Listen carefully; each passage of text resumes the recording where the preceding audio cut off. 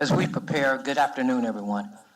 As we prepare to start our meeting, I would first like to call Carlos Woody to come forward and give us safety and security protocols for today's meeting. Thank you. Good afternoon, President Mills, Mayor Dyer, Commissioners, and Clint. In keeping with OUC's commitment to make safety first, we began each commission meeting with a safety briefing in the event there is an emergency.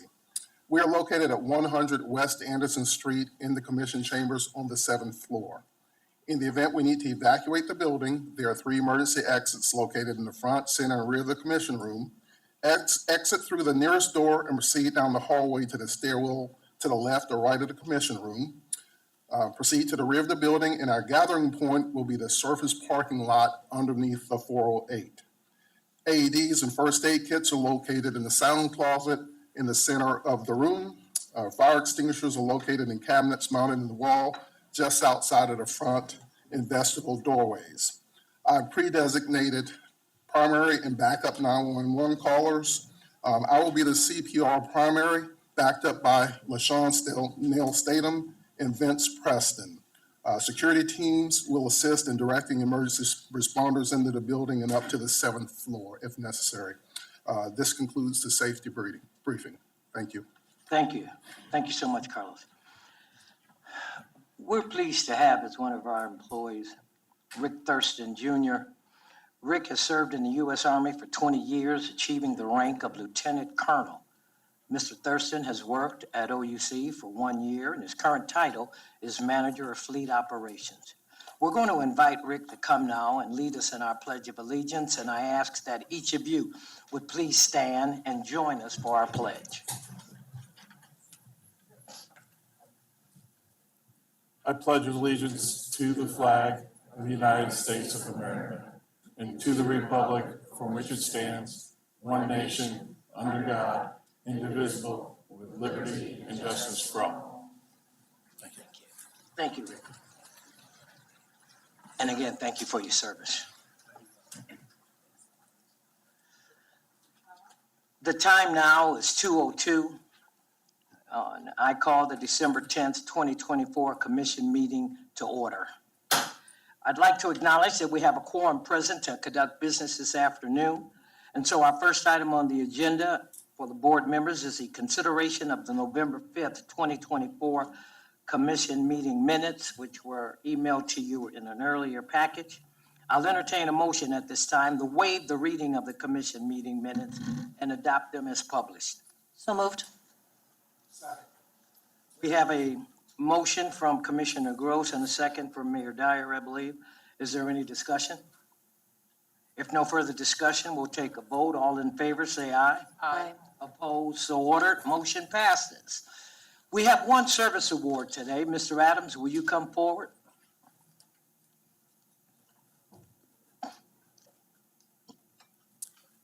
Thank you. Good afternoon, Commissioners. I'd like to call Marlon Dunstan to the front, please. Marlon is accompanied with his wife, Jacqueline. You're more than welcome to join Marlon up front, please, ma'am.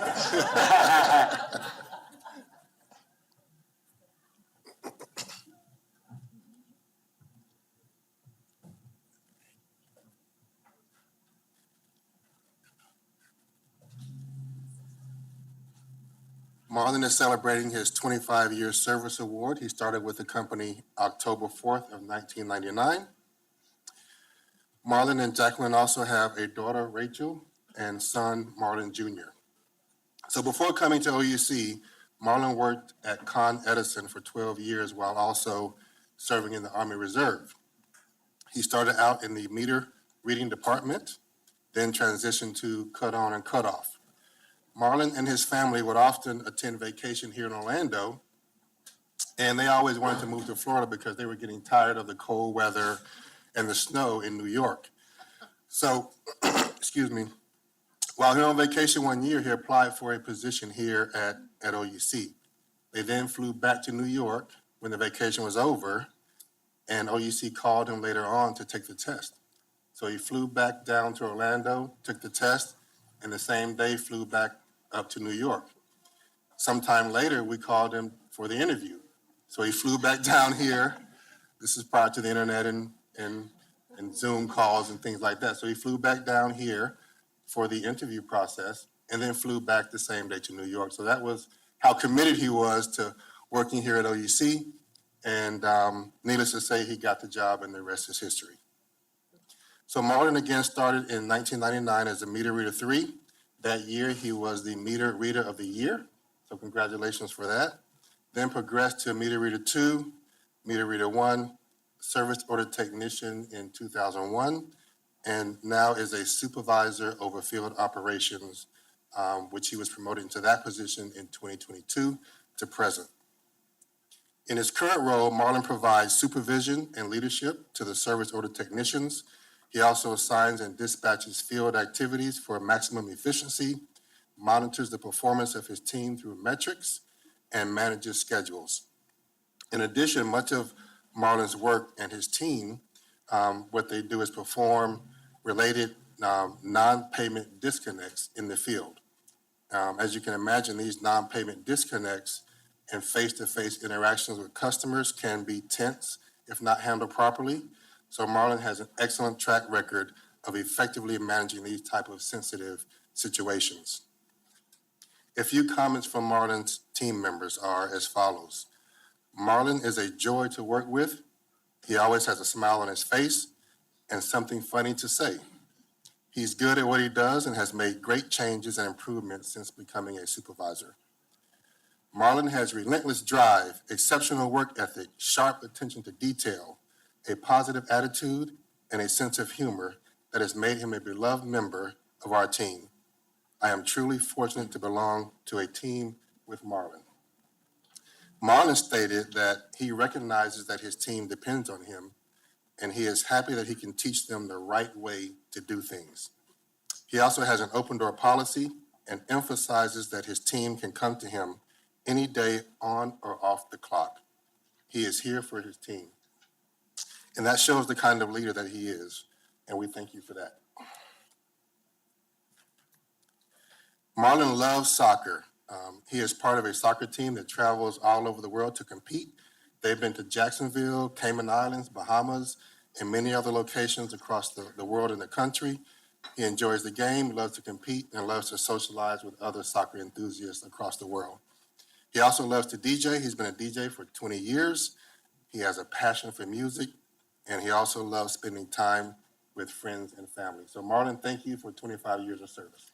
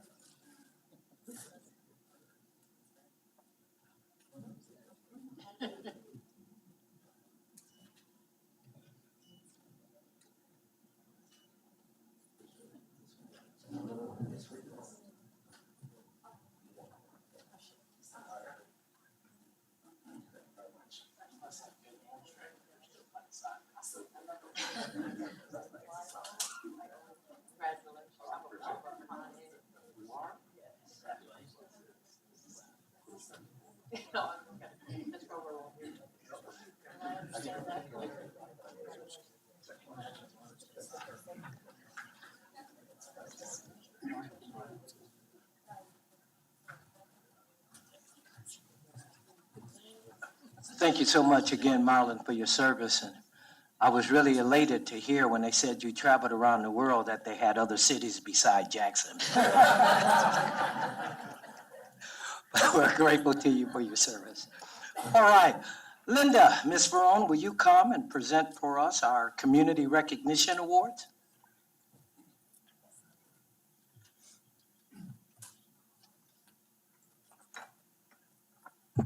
President, Commissioner, Mayors Clint, in October of this year, the Sierra Club released its fourth report analyzing the future clean energy plans of 75 utilities. The report, called The Dirty Truth, examined utilities' plans and progress as outlined in electric integrated resource plans, regulatory filings, and announcements by major companies. For 2024, OUC gained 8 points from last year, maintaining our B grade, making us the only Florida municipal utility and only one of 2 utilities in Florida to achieve this rating. This also marks the 4th consecutive year that OUC has received a B rating since the report began.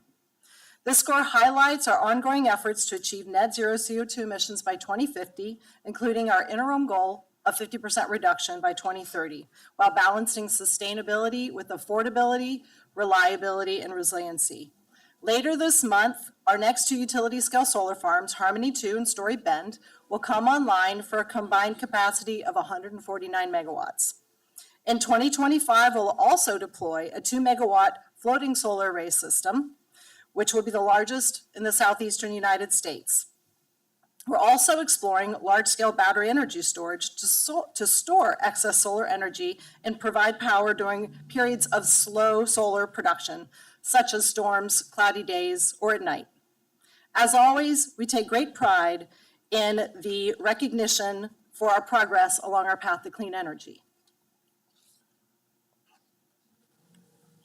So closely related to this, I'll remind you that back in August, during that commission meeting, I shared with you that OUC had been named the #1 solar sunriser for 2024 by the Southern Alliance for Clean Energy, or SACE.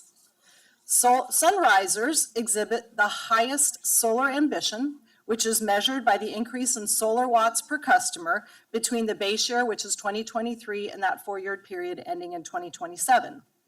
In their 2024 Solar in the Southeast report, OUC placed first among the 400 utilities in the 7 southeastern United States that are analyzed. This is the first time that we have received the #1 designation, and it's the 6th consecutive year that we've been named a sunriser. This recognition again emphasizes our commitment to achieving our 2050 CO2 emissions goal, again with that interim goal of 50% emissions by 2030. Our solar programs are critical to achieving these goals, and our status as a #1 sunriser shows that we are on that track. So I do want to take a moment and thank the Sierra Club and SACE for recognizing OUC's commitments, and we look forward to continuing to improve upon these programs. Thank you. Thank you. And Orlando.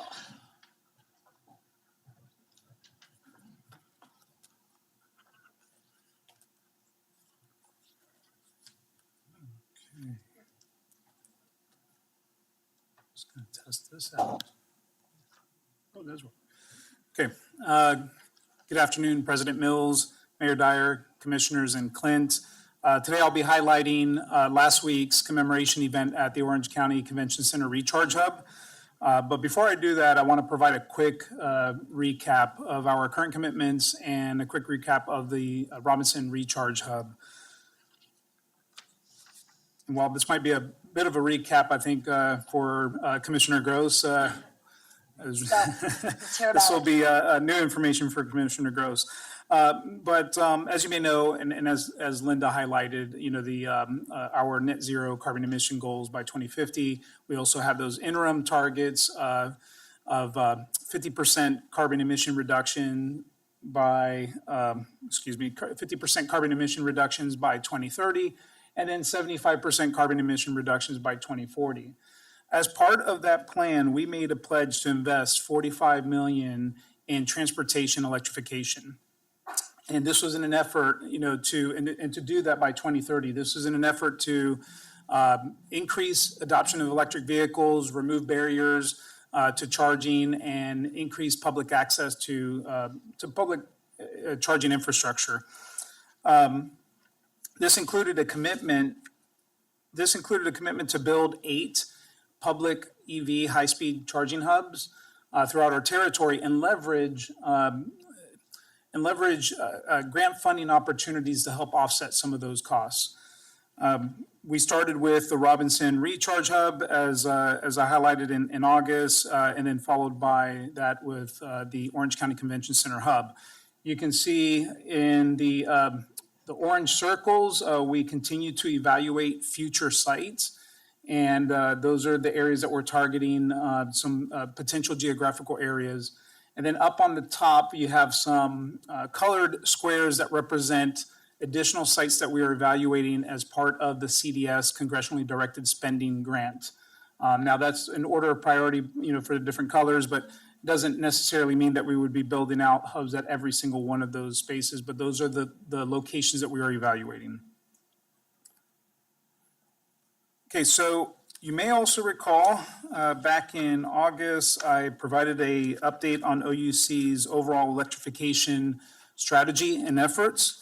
The Robinson Hub opened in July of 2023, and since then, we continue to see utilization at the site increase. This is great for a hub of that size. We've seen the utilization as a function of time has increased from 11% in the third quarter of fiscal year 24. 17% in the third quarter of fiscal year 24 to 21% in the fourth quarter of fiscal year 24. And then load factor increased as well. Just as a reminder, load factor is a function of the total amount of energy consumed over the total available capacity at the site. So the utilization from a load factor perspective increased from 11% in the third quarter of fiscal year 24 to 14% in the fourth quarter of fiscal year 24. I also want to highlight that our operating revenues for the fiscal year came in at just nearly $478,000 as compared to our goal of $400,000. So that exceeded our budgeted goal for that full operational year. And after operating expenses, we were net positive in our position. Since opening the site, and this is going back to the July of 2023, we've completed over nearly 45,000 transactions. These are payment transactions. So between that and our utilization, it's a good testament of the performance of the site. So Can I ask a question? Yes. Just for, I think I know the answer, but just for everyone's edification. That utilization factor on the previous page, the target isn't 100% because then you'd have wait times. It wouldn't be a good thing, Correct. right? So 21% now is pretty doggone good, and you get Right. past 30-40% and you're talking about actually overuse of the station, I Cor- believe, Correct. for customer satisfaction. That is correct. And just to put it into perspective and compare it to like a Tesla hub, when I talk about the load factor being at 14% for load factor utilization, Tesla hubs are operating around, in our territory, around 20 to 25% utilization. So the challenge is moving the charging activities to the shoulder periods to help address the backlog or the wait times at the hubs. Perfect. Thank you. You're welcome. So so this brings us to the Orange County Convention Center Recharge Hub. And as a quick refresher, in May of 2022, the commission approved a capital expenditure estimate for the engineering, procurement, and construction of the site. We then came back in September of 2023 for a commission approval for a purchase order for the construction and equipment installation services. The site consists of 3 dual port 240 kW chargers for a total of 6 ports. And we designed and built the site so that it's expandable to support up to 6 additional ports for a total of 12.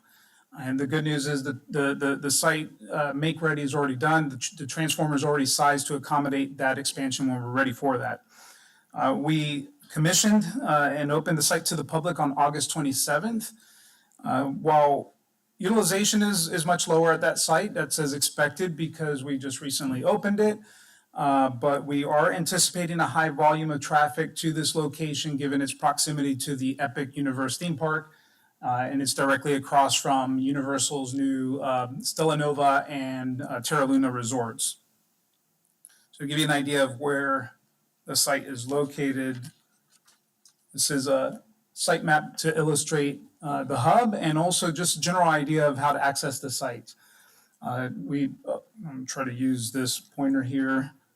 I don't know okay, there we go. So up to the north, you have Universal Boulevard that runs just east and west on the north end of this map.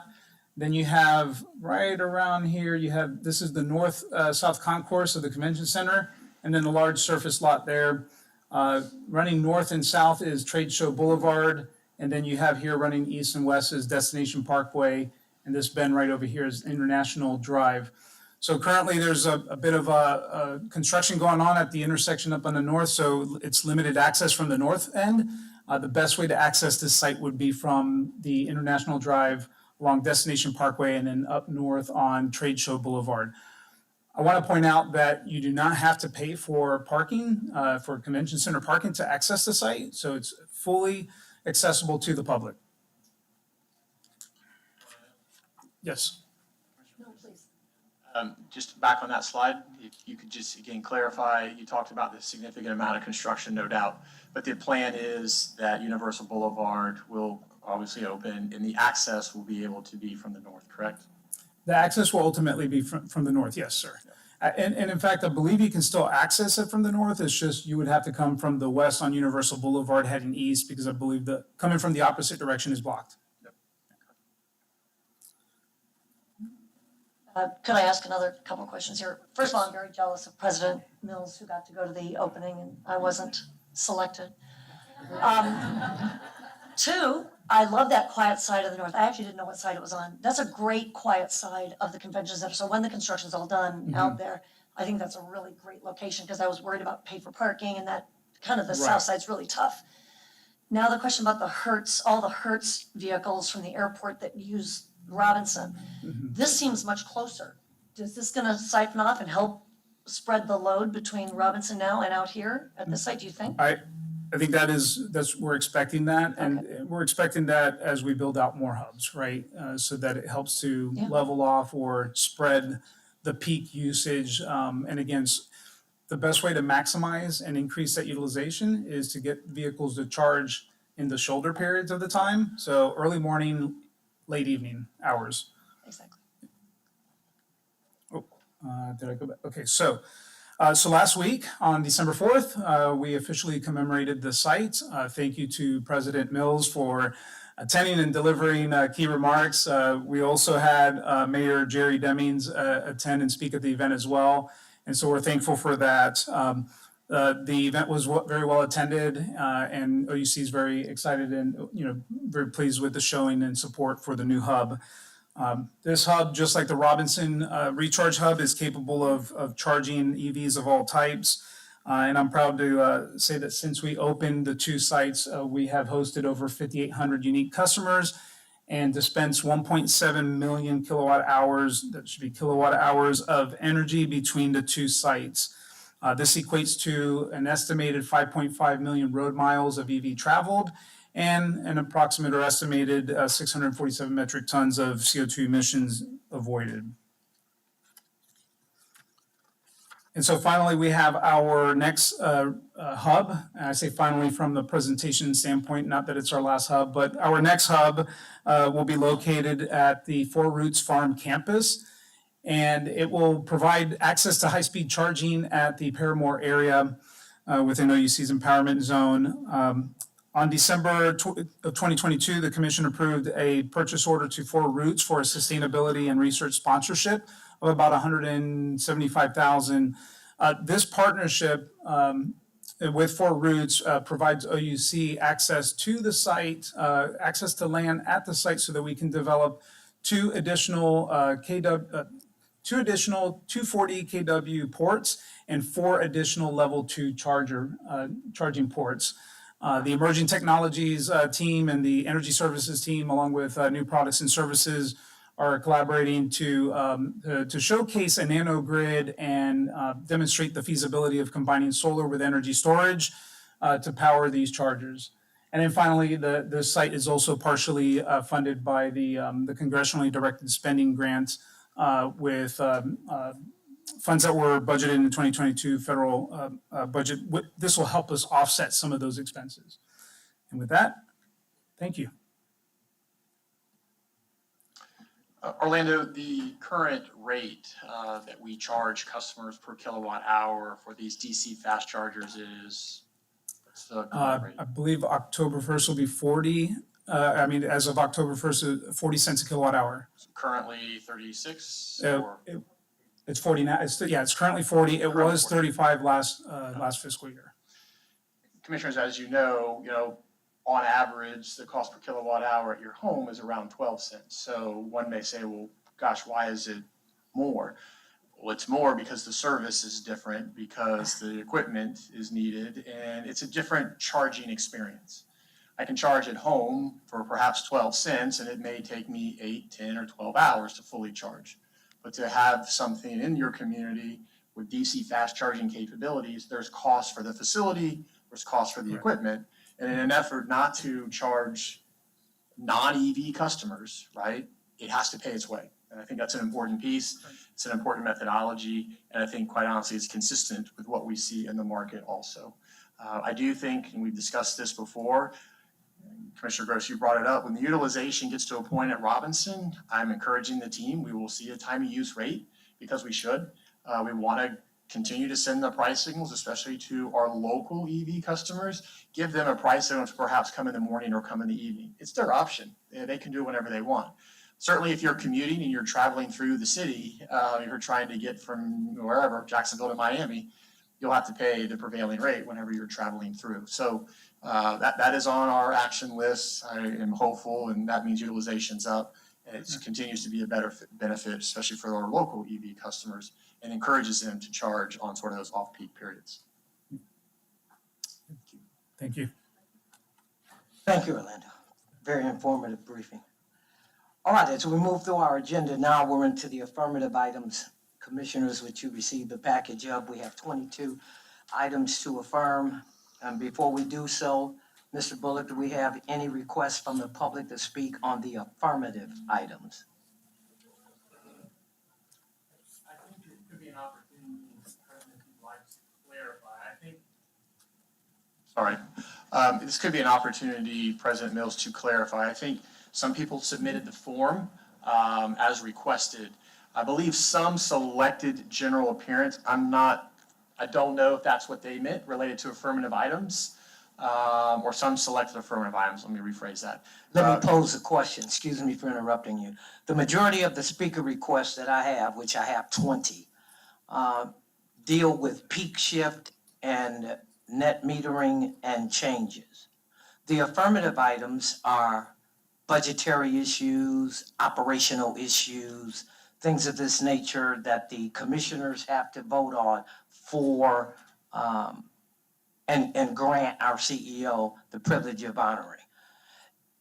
Is there anyone here who has seen one of the affirmative items that you would like to speak? Right after the affirmative items, we're going to then call the 20 names that come up on peak shift, net metering, et cetera.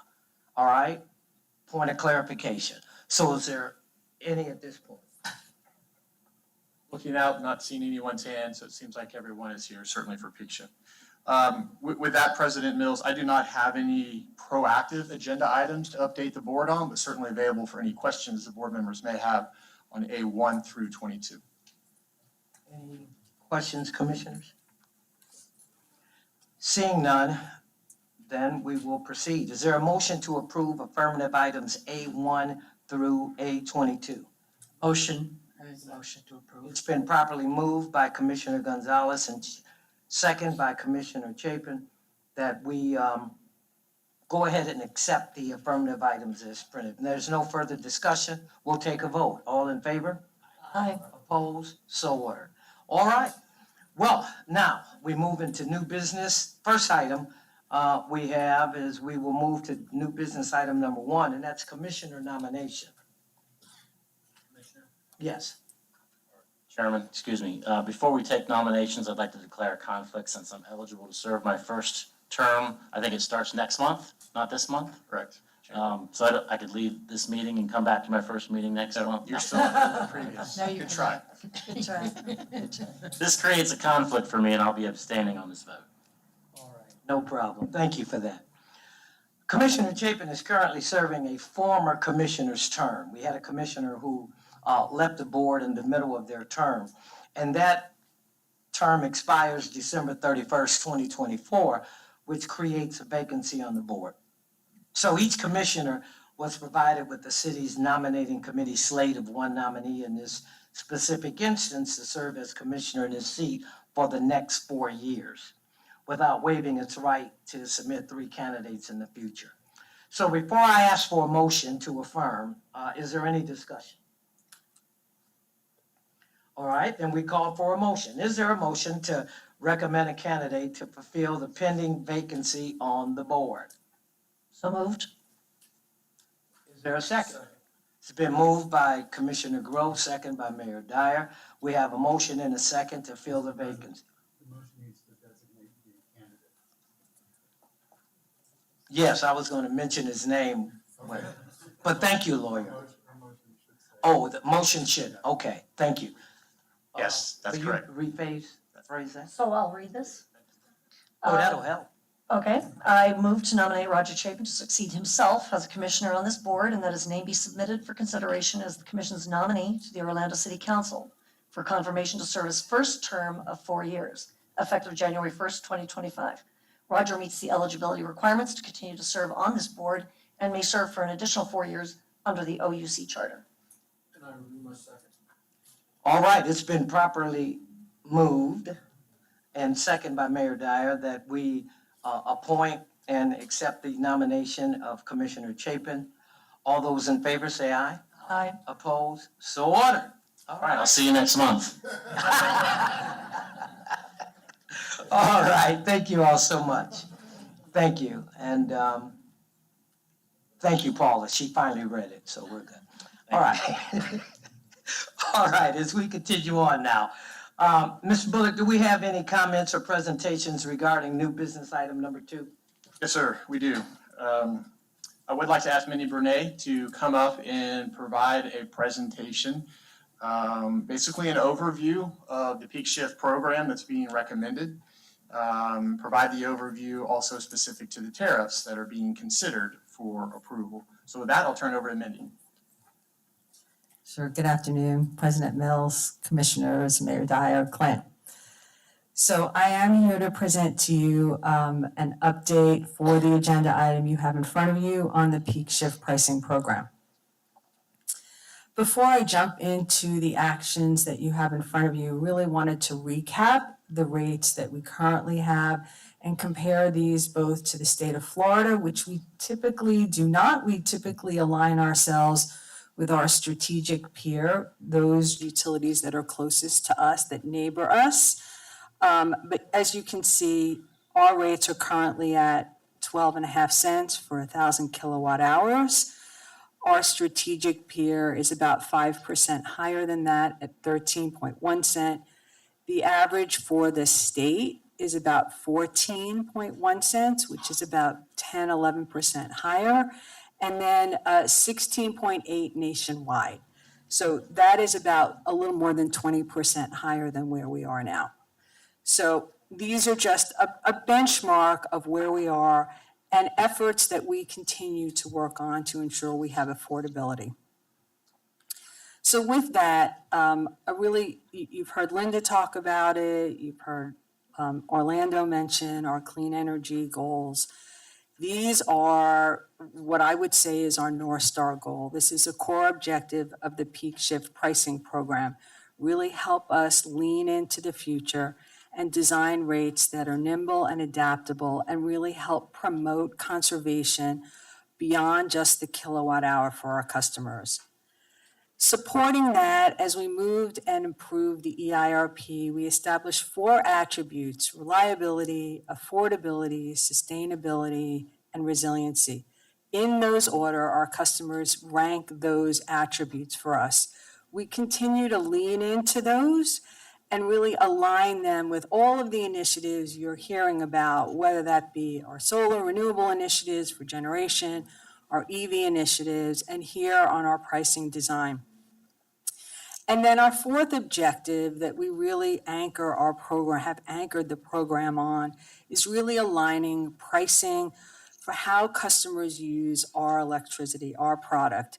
As management, we have that commitment to both the board and the Public Service Commission to deliver rates that are fair and equitable. As a reminder, we took these rates in the very beginning of our process up to the Public Service Commission to get their feedback. We did not get any negative commentary from them, and they really supported our program. So we don't see any challenges from the program perspective. They really align with our core goals, but we'll talk further about that as we move through the actual pricing designs. So the peak shift pricing program is a multi-year pricing program made up of 3 core pricing designs. You did approve a 4th design earlier in the year for SunChoice that became effective on October 1. The first program that we'll talk about that's in the agenda item, the new business agenda item for your approval, is the TrueNet Solar program. That program is comprised of 2 tiers. The first tier grandfathers customers that already have existing solar as of June 30th at an export rate that is equivalent to the applicable retail rate. The second tier aligns new solar customers with a rate that is aligned to our community solar program, the price that customers will pay to participate on community solar, which aligns pricing across all spectrums. We do remind customers that if they use their own energy and they don't sell it back to the grid, they get the full value of that. So we really encourage customers to size their solar appropriately so that they can get the full value of their system. As an ancillary item on here, we are also proposing a modification to the interconnect agreement, which does allow for meter collars to be installed. This is something that will help new customers install solar on their system and save them money. It is a more it's more advanced technology that allows the installation to happen quicker and at a lower cost for customers. The second pricing program that you have in front of you in the agenda item is our demand level. Oh, sorry, I apologize. Those customers who choose to continue or go out and get rooftop solar as soon as they can have until when to qualify? They have until June 30th to Okay. execute an interconnection agreement. Got it, thank you. You're welcome. Any other questions? We'll talk more about the rates on the following slide. I'm just trying to give a brief overview of the 3 pricing items that are in your agenda item. Demand level, we did make some modifications like we made modifications on TrueNet Solar based on your feedback and stakeholder feedback. At the last meeting, we presented these, but they are modifications from what we originally presented in June. Demand level modification is around changing the tier pricing. Well, let me rephrase that. Establishing tier pricing on a monthly basis as opposed to establishing that once for a 12-month period. That creates transparency and really helps our customers levelize their bill. Creates bill stability. It also creates transparency on how they use the system. And for us, it helps educate on how they can help us reduce peak demand. In conjunction with that, we are also proposing that a fee that we have related to distribution infrastructure costs for natural gas be sunset. These costs have been established to help us offset what we anticipate will be a shortfall in kilowatt hours generated. So that contribution in aid of construction, we are proposing to sunset in January of 25. That will no longer be needed because customers will pay that demand charge directly. Yes? January 26th. Oh, I apologize. January 20, so many dates, 25th. Yes, thank you for the clarification. And then shift and save. This is our time of day pricing. We are introducing it at 2 cents between on-peak and off-peak. The hours are set every month, every day from 2 p.m. to 8 p.m. to reflect our system load. I I do want to clarify, we've heard some commentary that this is akin to surge pricing. This is not surge pricing. We do not change our prices. Our prices are approved by you, the board, and they are stable throughout the year. They don't move in the summer, they don't move seasonality. We're not like the airlines, we're not like Uber where there's demand and our prices change. These are set regulated rates. So I just want to clarify where there have been some miscommunications. So jumping into a little more of the details on TrueNet Solar, as I shared, existing customers that have an executed interconnection agreement by June 30th, 2025 will be grandfathered in, and the energy they export to OUC will be compensated at the applicable retail rate, the full retail rate. After June 30th, beginning on July 1, new rooftop solar customers will be compensated for energy they export to the grid at the equivalent community solar farm rate, which today is 4.6 cents, and we will hold that commitment for 5 years. After 5 years, it will revert to the applicable fuel retail rate, and the board can evaluate that in advance of that 5-year period. The difference is the applicable full retail rate is 10.7 cents and the community solar farm rate is 4.6. So the chart on the right really dives into the numbers here. The current net metering, and we tried to levelize this, right? These are averages. Some customers use more or less from OUC, but on average, we see about 1,000 kilowatt hours used.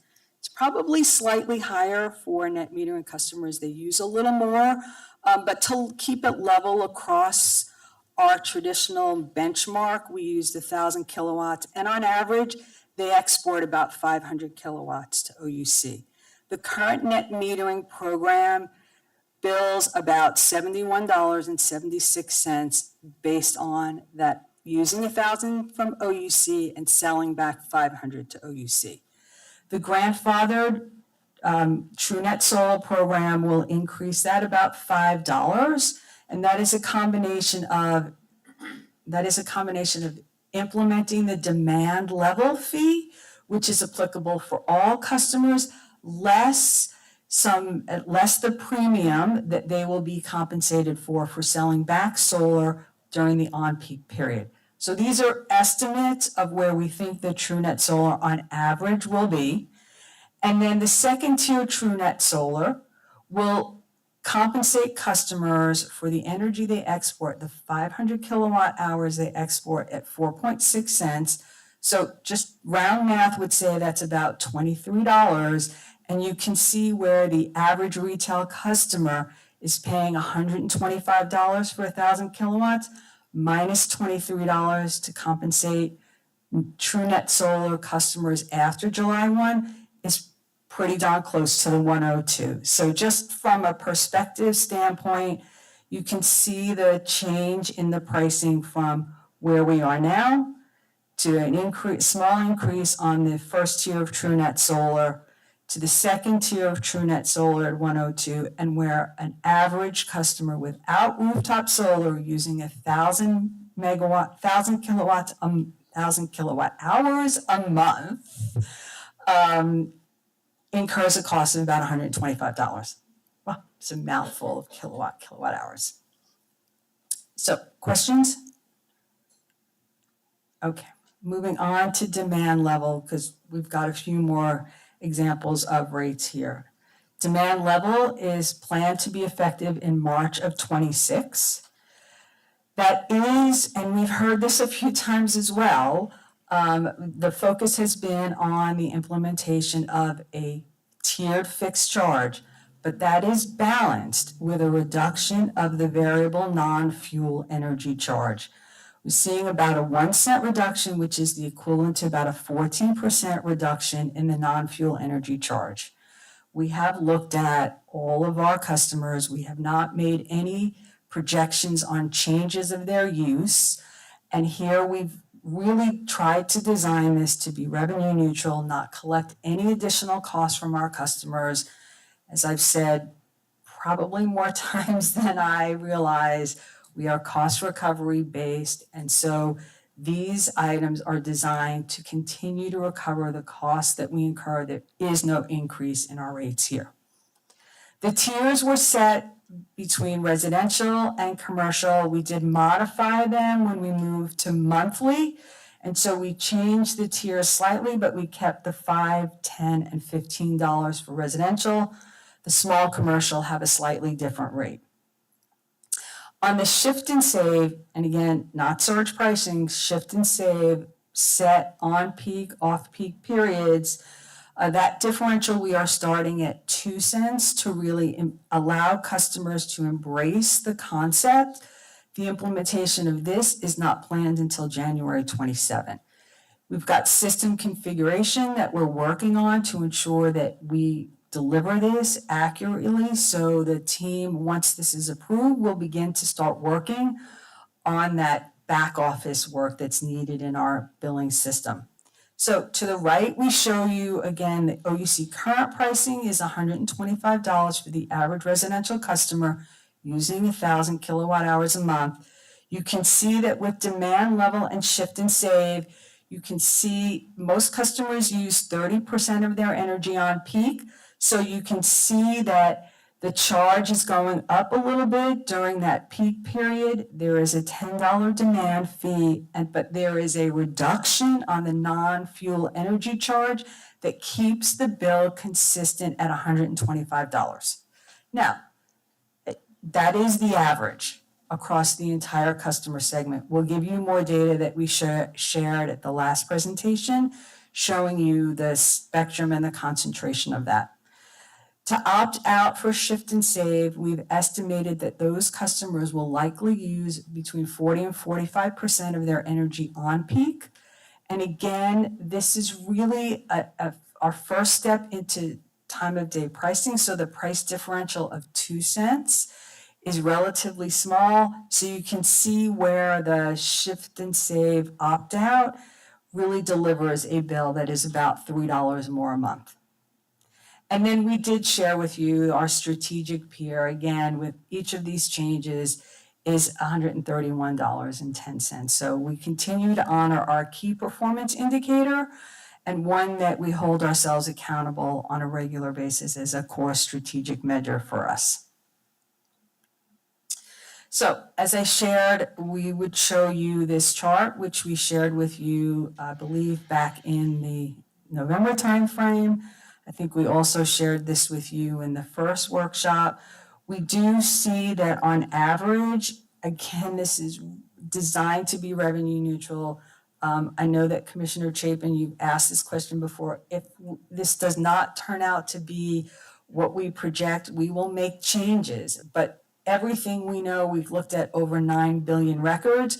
We did not assume people would make changes because we wanted to be conservative and ensure we gave the benefit of the doubt to our customers that we would not be raising prices and projecting that they would deliver savings.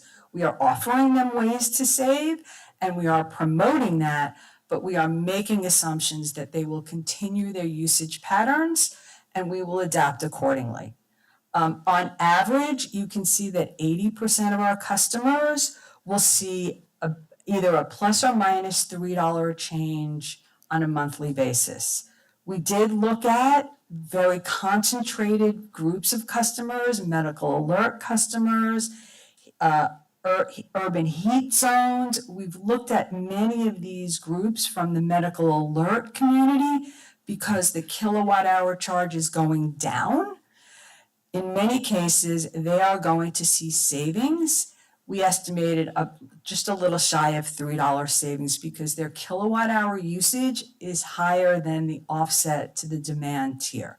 So again, we anticipate that they will see savings. We also anticipate that those customers using energy storage will see savings, and then those in the urban heat zone have a small increase of about 30 cents. And then we also looked at customers in the high energy burden census tract. And here we also tried to look at the impact of the changes from a bill stability perspective. So during the months where customers typically use more kilowatt hours, because in Florida it's hot and those are in the summer months, you can see that the customer's bill will go down. We see that leveling off and increasing the bill stability with this rebalancing of fixed and variable costs. Throughout the year, the bill amount has not changed. It is just a small movement between the months, really enhancing bill stability for our customers that need that bill stability as a strong attribute to help them manage their budgets. And in this evaluation, we're about 78 customers. So all of these are pricing changes in the new business agenda item you have in front of you, but I would be remiss if I didn't share this is more than just implementing prices. There is a lot that goes into delivering this. That we have had multiple community meetings. We continue to partner with our customers and our stakeholders. This is the beginning. We anticipate continuing having this conversation with our customers and our stakeholders to really ensure that they understand how best to leverage this program. Also, at the same time, we're building into this plan, educating our employees so they can clearly communicate to our customers and stakeholders when they're out in the field and they're, on the phone with customer service. They can really help our customers model how they can save and really lean into the future with us to meet those key strategic and core objectives of the project. But also, it's not just the communication and the pricing. There are some programs that are being implemented to support the peak shift program. It is a multi-year program. So we really are looking at ways that we can encourage our customers and really help our customers lean into this. We did make a small tweak on the energy storage, particularly as we lean into the future. We did increase that rebate pool of funds from $1 million to $1.5 million. And that would be paired with the TrueNet Solar second tier where customers are, where we're buying back the energy at the community solar rate. We are refreshing our conservation programs really with a focus on helping our customers that rent. It's a little easier for customers that may have a single family home, but when they're renting, they are really they're really subject to what the landlord is willing to contribute to make efficiency changes in the home. We are looking at creative ways we can help our customers. Again, trying to lean in and help our customers really take advantage of the peak shift program. And then third and final, another program we're working on is looking at community solar to partner on the Solar for All initiative. We've heard our stakeholders give feedback on. Janice and her team are working closely to understand the guidelines around that Solar for All and really lean in to ensure we can deliver that value to the city of Orlando and to the St. Cloud service territory, as well as evaluating our own programs for low-income community solar. But this becomes a whole comprehensive project. What you have in front of you is the pricing piece, which is just one component of a multi-year program to really help us lean into the future. And then here is the recap of the TrueNet Solar program, which has proposed changes June 30th, July 1, demand level, March 2026, and then shift and save in 2027. The chart on the right really gives you a highlight of all of those rates, really looking from the grandfather TrueNet Solar to the TrueNet Solar with the energy export rate at the community solar farm, the demand level, our current, and then the shift and save opt-out.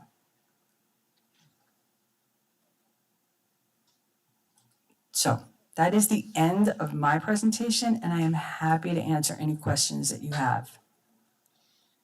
Questions, anyone? I'd like to thank you for what I've seen here. Going back in June when the mayor offered some suggestions and changes, that's incorporated. our September meeting, we sent you away with a few action items. I see those are incorporated. So I want to thank you guys for listening to what feedback we provided as well. And we'll move forward. Thank you. And I just want to thank you for giving us that feedback and giving us the time to work through this.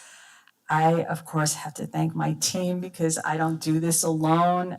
There are a lot of people working behind the scenes, making this come to fruition, and that's beyond my team. I have had the pleasure and challenge of bringing this forward, but it has certainly been something that I have been committed to since the very beginning. I think this is a lead into the future to help us deliver on these long-term commitments for clean energy. So thank you.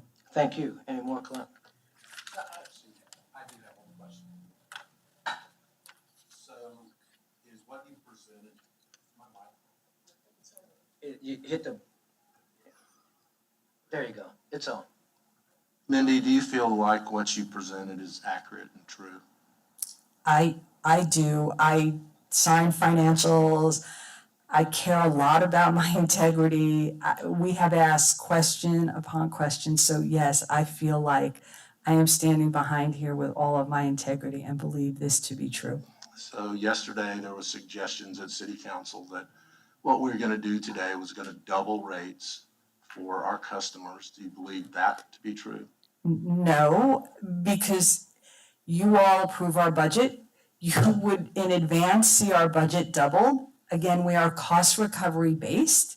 So if there was an indication that we were going to double rates, you would have seen that in our operating budget. So absolutely not. I do not see that at all. What you see in front of you, what you are approving are the rates that we currently have. Barring, the shift and save, opt-out, which is $3 more, the change to TrueNet Solar, there is no doubling, no. Do you see any new eye-popping fees that we're going to be imposing? No, in fact, we're taking away fees on contribution in aid of construction to developers, so no, I do not. We have no hidden fees, we have nothing coming out of our sleeve. Again, we're cost recovery based. This is what we need to recover our costs. And may I interject, Mayor, my comment. The fee structure was part of the feedback we gave in September, and that was the first thing that jumped out at me, that you guys heard us and you modified that, so. And the argument that we're raising every family's fees, I wouldn't think that's true either. No, we're not. Ask me that question again. Are we raising every family's Just fees? belittling an ad that was in the Orlando No. Sentinel this morning We- that said, we're going to raise every family's fees with the No. action we're going to take today. You see exactly what you have here. I've been here almost 27 years. We do not operate like that. These fees are exactly what you see. We come to you, the board, for price changes. We go to the Public Service Commission to ensure that our rates are not cross-subsidized. So we have a lot of oversight in what we deliver. And no, I do not see any credibility in some of the claims. Okay, two other things. I'm going to concede that this is extremely complicated. It's taken me a lot of time to completely understand what we're doing there. So Yes. I'm going to give some of the folks that are providing misleading information the benefit of the doubt that they don't understand. But I think that you were pretty clear on that. But still, there's a lot of misinformation swirling around Yes. that we need to make sure that we are able to accurately and simply deliver the message on what it is that we're doing. And let me answer that for you, Okay. just from the presidential briefing. That timeline going back to 2027 on some of those 2026, 2025 is all preceded with a heavy communication, education effort to our customer. Before any of that happens, there will be all kinds of mail outs, all hand meetings, community awareness, focus groups to completely educate the customer on the model, the usage, and the rate. After that, then the board agrees that they may implement. So you're right on track, Mayor. And we've already addressed that. Clint has a charge from us, and Mindy and Janice will verify that it's all preceded on extensive customer education and awareness. And then the last thing is I was a little uncomfortable with this when it was first presented, but I appreciate the work that all of the staff has done to meet with stakeholders, meet with the individual members of the board to get input, and then have made modifications that made me very comfortable with what we're doing. Thank you. We provide an essential service and we know that.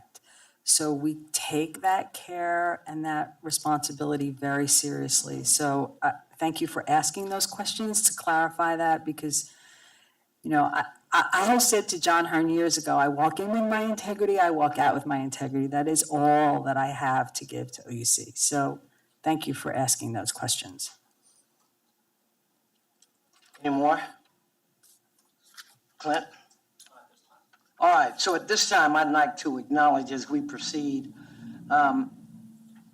with the members of the public who'd like to address the board. Let me just, first off, for the record, we received several emails that were submitted, and we have read those and incorporated that. One from Samuel Chambers regarding net metering, Chuck Bolick regarding peak shift, Sashane Meitel regarding changes to power and solar rules, Janet Bowman of the Nature Conservancy regarding peak shift, East Central Florida Regional Planning Council regarding net metering, and the CLEO Institute regarding shift and save pricing structure. We have acknowledged all of these emails and have looked at those accordingly, and all of that is being taken into consideration. So at this time, I'd like to invite members of the public to address the commission regarding this new business item number 2, peak shift multi-year electric pricing plan.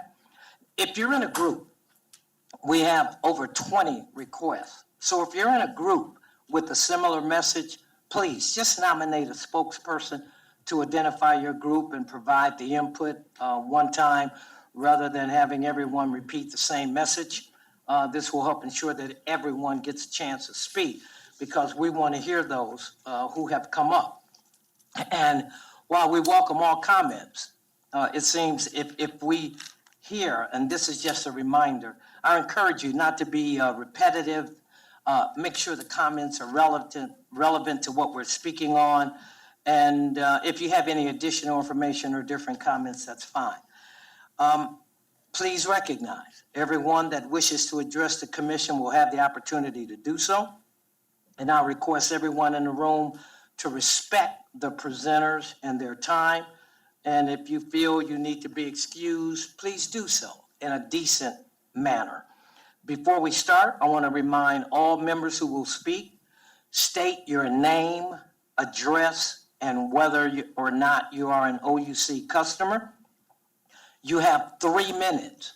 There are 3 lights working up there. Green, run for it. Yellow, slow down. Red, sit down. 3 minutes. All right, so make sure, don't waste time with your remarks. Come and hit it and let's move on. After you're done, commissioners can direct questions or staff to address appropriate facts and we'll go from there. I'm going to call 3 names at a time. Some people registered online and others have signed up since they've been here. So we're starting with the online. And the first one that I have 2, and I want to make sure, and if I mispronounce your name, please excuse me, but it looks like Shauna Junko. Did I say that right? Okay, Shauna, I have a card and that's the same, right? Okay, you're first, and after Shauna will be Raleigh Walker, and after Raleigh will be Samuel Chambers. Okay, thank you for having me here today. Thank you for your time. My name is Shauna Hunko. I'm an OUC customer and infectious disease pharmacist and one of the hundreds of thousands of clinicians allied with the Medical Consortium on Climate and Health, because it is clear to us that the biggest threat to the current health of our patients is climate change. And we are alarmed that climate solutions are not being implemented fast enough to meet this crisis. Rooftop solar and utility solar are both needed to address the current climate crisis. It is not a one or the other scenario, as OUC has seemed to suggest. They both have advantages for our community, and OUC needs to support them both. As an OUC customer, I've been a long supporter of OUC's community solar program through 100% subscription and in volunteering. In fact, if you look at OUC's website, I am the customer giving a testimonial to their current program. OUC should be celebrated for their commitment to increasing utility solar capacity. However, to be blunt, community solar is not enough, and it has the same resiliency issues as other centrally supplied power. Rooftop solar, meanwhile, is a huge tool in our toolbox for fighting climate change and can provide backup power to communities when natural disasters destroy transmission lines. Simply put, we need to encourage implementation of rooftop solar with net metering policies, and removing them is a giant step backwards, both for the city and this utility that have made the commitments that they have. Despite OUC claiming that utility solar is more efficient and cheaper to install, that is actually not the case for OUC customers who are charged for utility solar installations through rate increases while they pay nothing when their neighbors install rooftop solar.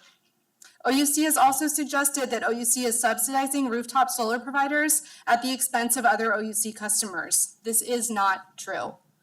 All OUC customers pay for the energy they use, whether it comes in the form of burning fossil fuels or from their neighbor's rooftop. If OUC keeps that money, which they are now planning to do, they are getting paid for money for energy that they are not producing. They have not made any commitments to use it to provide any benefits to our community, and keeping money for energy they didn't provide, now that is a subsidy. One that will greatly hurt the health of our residents. OUC is planning to vote on a plan to reduce peak load at this meeting through peak shift, a plan which penalizes customers. While implementing this individual, unique, and largely untested plan, one that is not replicated by utilities across the nation, OUC is ignoring proven strategies for addressing peak load that are not only proven to be really effective, but also do so by rewarding, not punishing customers. And they have multiple other benefits I won't have time to discuss today. These two strategies are energy efficiency and virtual power plants. History shows us that energy efficiency is the cheapest and most effective way to decrease peak demand.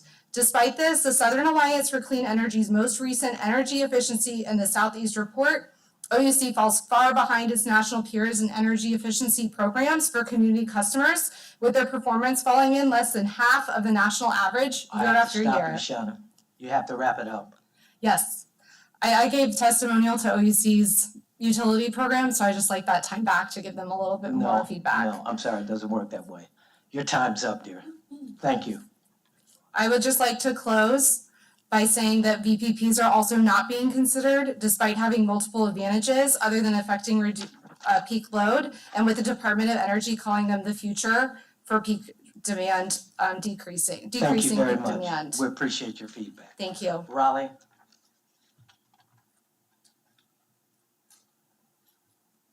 Is Raleigh Walker or Roland Walker here? All right, moving right along. Samuel Chambers?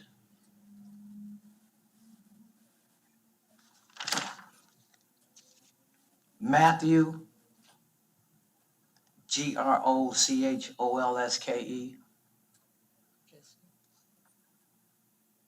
Okay. Jim Moore? Come right up the middle, Jim. Come on up.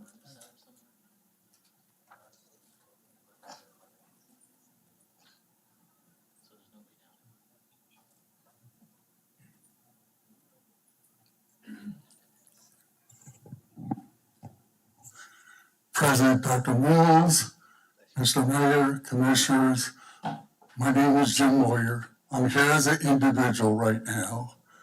I am not an OUC customer. For electric, I live at 1811 Southern Red Oak Court in Ocoee. I want to give you a little background myself.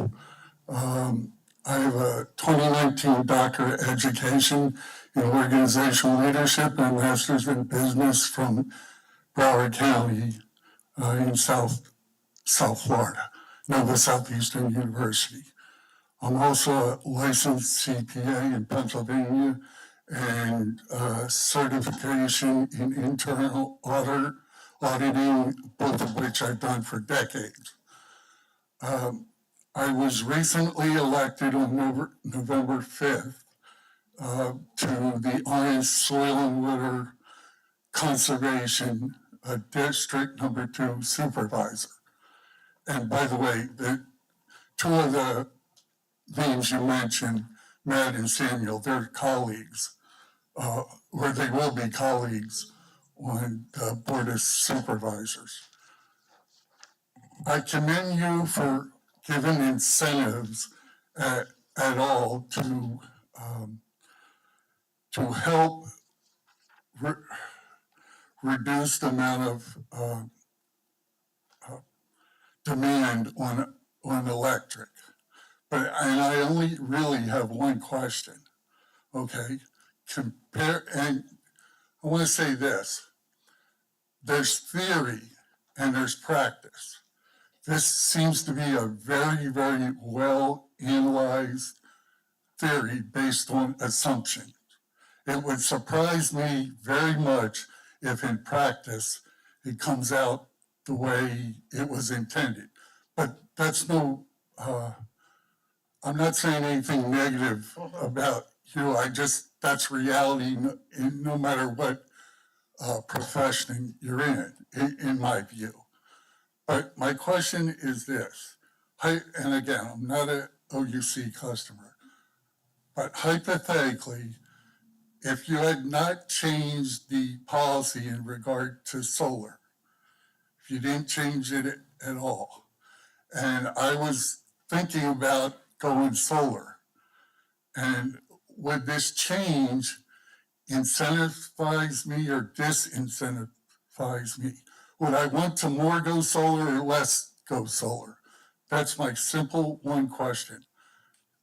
The change you're making in the future, would I be more inclined to want to go solar if it hadn't happened or not? Thank you for your time and God bless you. Thank you. You were right on time. All right, staff, does somebody want to try to take Linda? You'll follow up with him? Okay. Jim? I'm going to give, Linda, raise your hand. This young lady here heads that function area. I'm going to give her all of your information and she's going to follow up. Okay? And I'll make sure I give it to you after. Okay, Matthew G is here. Yes. Hello, Matthew Grholski, 1701 Lee Road, Winter Park. I'm a soil and water supervisor and also representative of Sunrise Movement Orlando.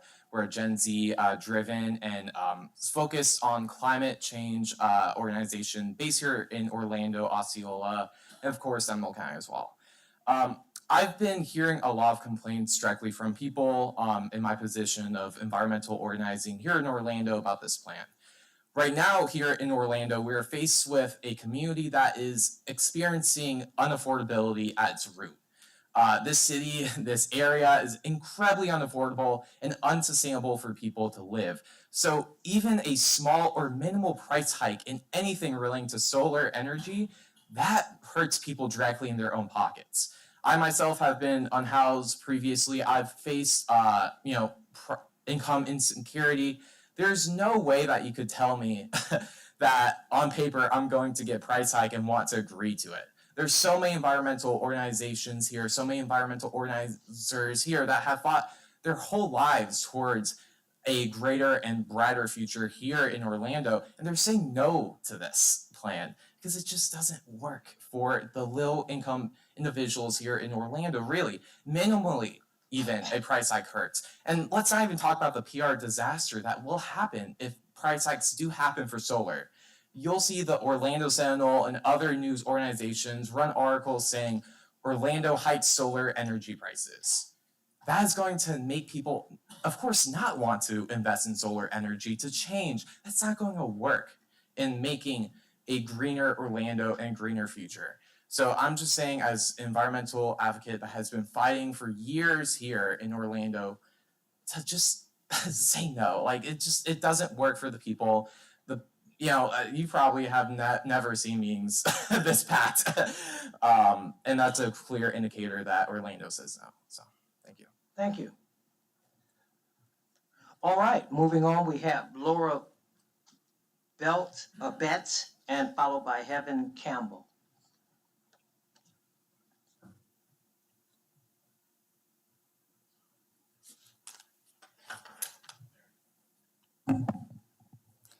Hello, Commissioners and Mayor. First, I want to say thank you for this time. I appreciate the ability to come and speak before you. And so I'm here, I'm Laura Betts, I'm with the CLEO Institute. I am not a OUC customer, but I work for an organization that is in this area, and I've got a statement to read. And I also want to let you know that I sent an email with some best practices, because I think there still is time to take a look at what they're doing in other areas of the country where this is working. So while time of use or time of day pricing can encourage energy conservation with the ease on grid strain during peak demand, it can unintentionally harm low-income households and renters, especially during heat waves. Low-income households face unique barriers, living in older, poorly insulated homes, relying on inefficient appliances, and lacking the flexibility to shift their own energy source. Approximately 65% of Orlando's residents are renters, yet OUC's energy efficiency programs remain largely focused on home ownership. As a result, these families often bear a disproportionate burden of higher energy costs. Equity must be central to OUC's energy policies. We urge OUC to adopt time of use policies prioritizing affordability and accessibility for low-income households and renters. This includes implementing discounted tiered time of use rates for economically disadvantaged residents. Suspend or offer opt-in instead of opt-out on the time of use rates for households participating in federal or local aid programs. Suspend time of use rates during heat emergencies for low-income residents. Offer subsidies for energy efficient appliances. Update the electric integrated resource plan to capture all cost efficiency and solar storage, and transition away from coal and gas. And the last most important thing, in my opinion, is please create a climate resiliency plan to include forecasted heat projections in your data, because without those, if you're basing the past or basing your projections on the past data, you're missing out, because we know that the heat is going to be impactful in this area. We're going to have more heat emergencies. They're going to be longer, and they're going to be more often, and you need to take that into consideration in your planning. In my email, I also cited 3 locations California, where they're offering a 20 to 35 discount to low-income households on their time of use pricing. Arizona and Austin, Texas, the same thing. So thank you again for your time, and I hope you take another look at what you can do for the lower income residents. Thank you, Laura. Heaven's coming now, and then afterwards, James Pasquinelli, I believe. Pasquinelli? Yes, okay. Hi, Heaven Campbell, Florida Program Director of Solar United Neighbors, Duke customer. A couple clarifications. I never got a response when I followed up that 1898 came up here and gave misinformation, specifically about the NABURC manual. I pulled out page numbers and highlighted what they got wrong. I also specifically said that Solar for All requires monthly 20% savings, not annual. Got no response, yet posted collaboration was in this presentation.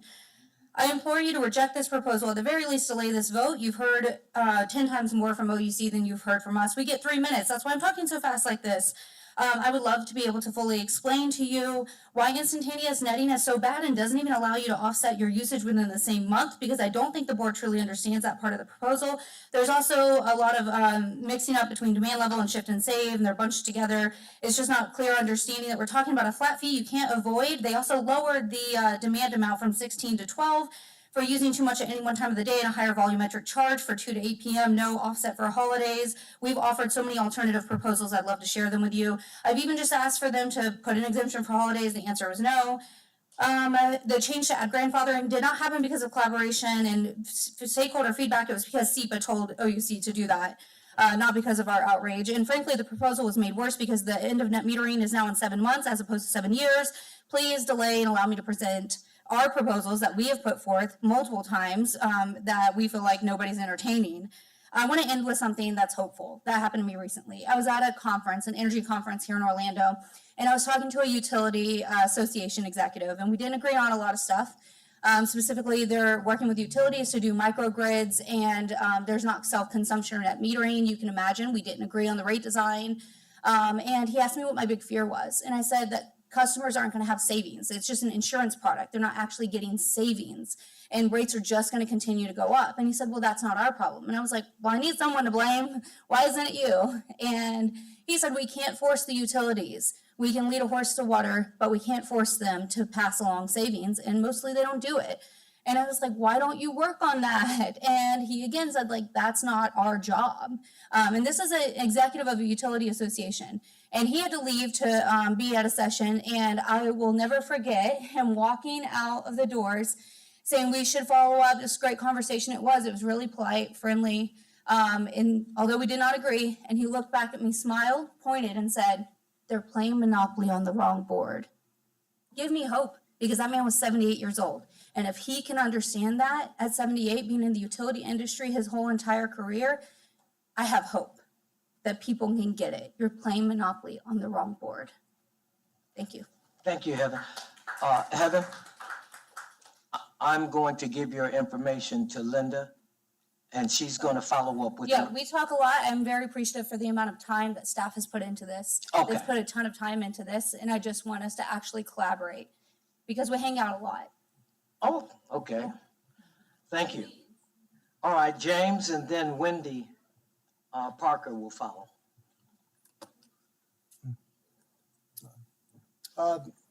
Mr. Mayor, Mr. President, Commissioners, thank you for having this open forum. I just want to, from my perspective, I just don't think this is a feasible plan. And quite frankly, I think it's downright un-American that you kind of penalize people for living their own independent lives. People are going to wake up in the morning, and I don't want to tell my mom, hey, don't click on the heat because it's cold because you're going to get penalized. Or it's hot in the afternoon, don't turn on the AC. People come home, everybody has a different schedule. It's almost it's a mandate. Don't wash and dry sports uniforms, right? And I really don't like being told that I need to be re-educated, that I'm not educated properly. I know that, the focus should be, yeah, we want to have clean energy, but there needs to be adequate capacity, right? I worked for, Gulf State Utilities, a zillion years ago. I was a millwright, right? I worked at a coal-fired plant, right? We had 3 backup plants right there, oil and natural gas. And when the load got there, you had it, right? We focused on, the mothership or the flagship, as it so to speak. But you really don't want to be out there, penalizing families. And I just don't see the point of that. So that's really what I wanted to, point out to the commissioner. I hope you really take that into consideration. It's a lot of theory because people really aren't going to change their habits. And it just comes down to that because everyone lives life differently. It's America. It should be thinking about innovation. America's about freedom. America is about innovation. Come out with an innovative way to help people. And the young woman back here was right. The lower income individuals are really going to be hurt because they can't modify their homes. They can't insulate attics. They can't buy high efficiency air conditioners. They're working odd jobs, trying to keep things together, and we're just putting more demands and making life more complicated and hard. Life shouldn't get harder as Americans. It should get easier. So thank you very much. Thank you. Is Wendy here? I'm sorry, I didn't hear that. Oh, she's passing, okay. Bill Johnson, and then, Jonathan, it looks like Martin.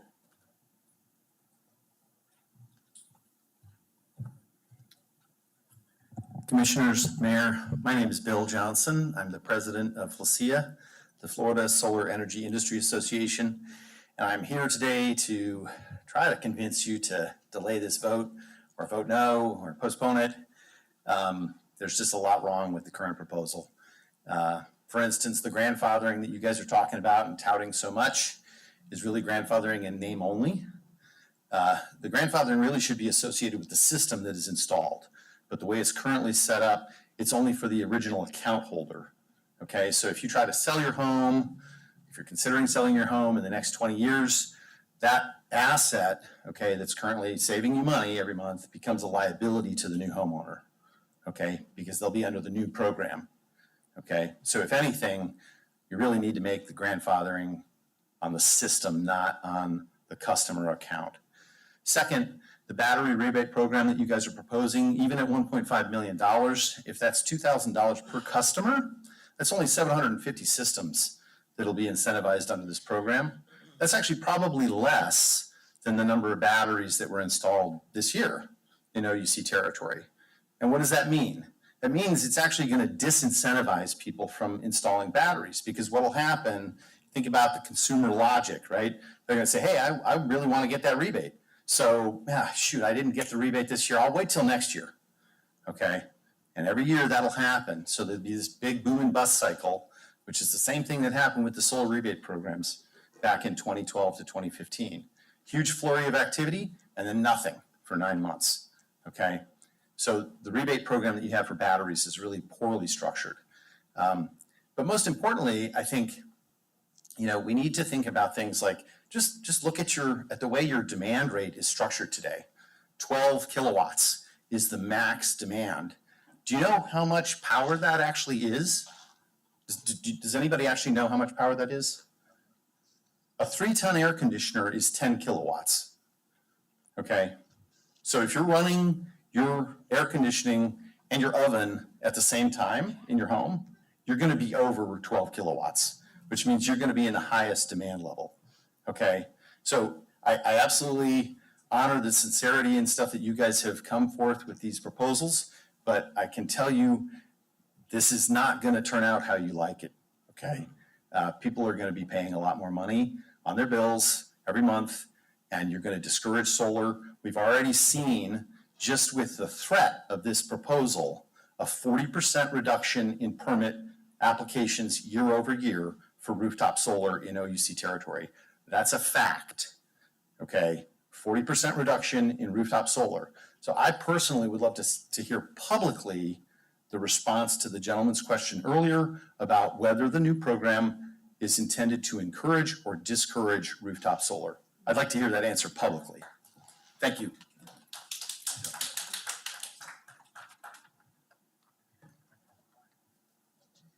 We'll hold my comment for later, but I think we've already addressed our intent for solar, but I'll come back later on that.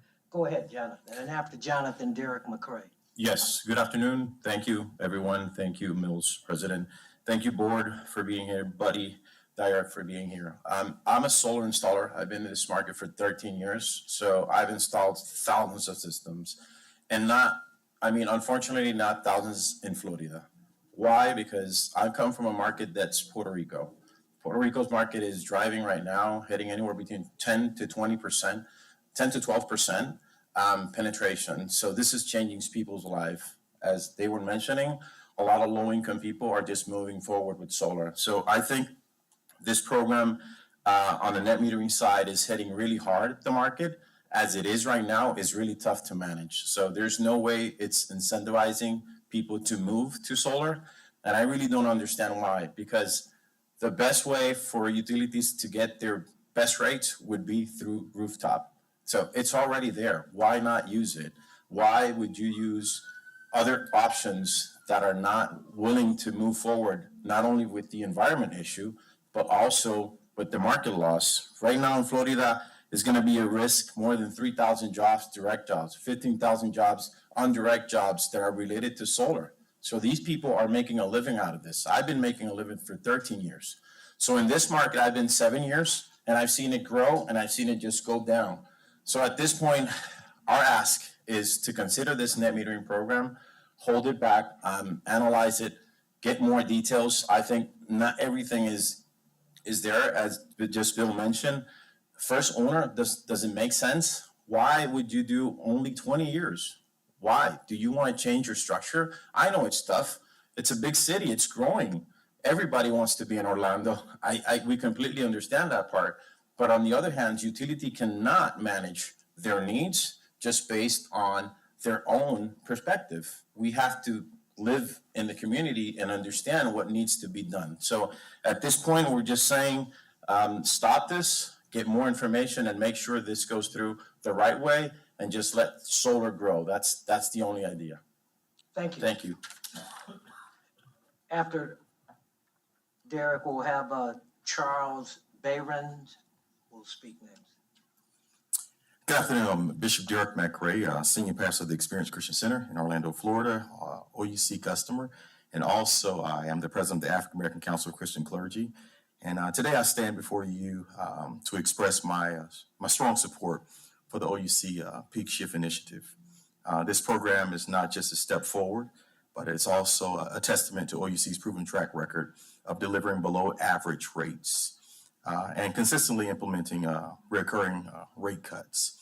This commitment to affordability is a cornerstone of our community's financial health, and the Peak Shift Initiative makes electric systems pricings fair for all customers, ensuring that everyone pays based on their actual power usage. This fairness is essential, particularly for income-challenged households and others who often find themselves bearing the burden of higher costs. Under this initiative, these customers will no longer subsidize those with rooftop solar systems, creating a more equitable system for everyone. Moreover, I believe that the Peak Shift Initiative empowers customers to take control of their electrical costs by shifting when they use power. And this flexibility not only fosters responsible energy consumption, but it also allows individuals to save money by utilizing electricity during off-peak hours. Finally, it's worth noting that OUC can build 3 times as much solar energy for the same cost due to the savings generated by large industrial solar projects. And this strategic approach not only enhances our renewable energy capacities and capabilities, but it also ensures that we are making the most efficient use of our resources. In conclusion today, I'd just like to say that I wholeheartedly support, again, the OUC Peak Shift Initiative, because it embodies fairness, it embodies empowerment and sustainability. And together, I believe that we can create a brighter and a more equitable future for all our community members. And today I say thank you once again. Thank you, sir. After Charles, we'll have Jim Callahan. No, not Callahan. Is that Callahan or? Callahan, okay. Go Good ahead. afternoon. I'm sorry. I'm Charles Behrens, 1500 Mount Vernon Street, Orlando. I'm a citizen and owner of OUC. You all know better than most that we're in a moment of unprecedented change to the energy infrastructure. Centralized power generation is quickly becoming obsolete. Single points of failure are no longer acceptable.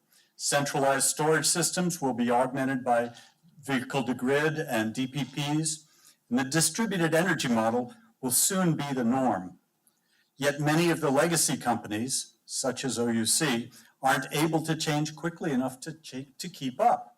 It's not a matter of technology.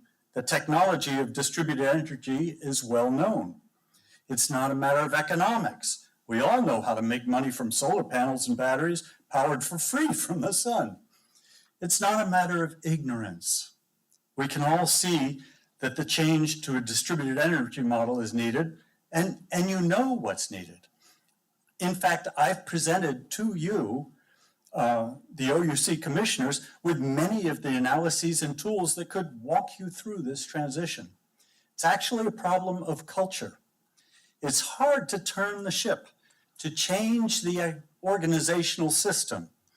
I'm reminded of the fact that it was Kodak that actually invented the first digital camera, yet they were unable to shift their film business fast enough to avoid bankruptcy. The same thing is happening right now to OUC, and we're all watching the crash, all of us, in slow motion. And we shout, turn, turn now! But today's proposal again fails to turn. As a systems engineer for 20 years at IBM, I learned ways to turn a large organization. As our CEO said, an elephant can dance. We learned to do three main things to survive. One, embrace change, especially when it's uncomfortable. Two, empower the employees with organization-wide decision-making. Top-down, from you all, is insufficient today. And most importantly, focus on customer satisfaction.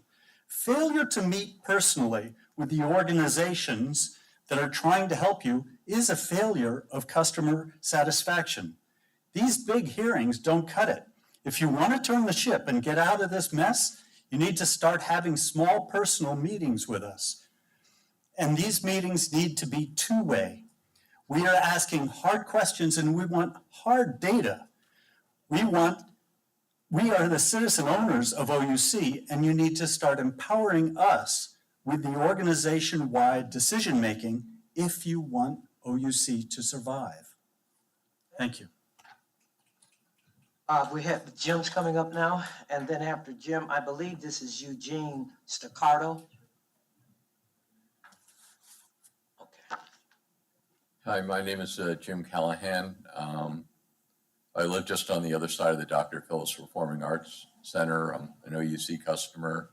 I participate in community solar, I think about 80%, because I want to be able to compare the rates. And I have an email on some more technical issues, but I wanted to address the demand charge and applying it to residential customers.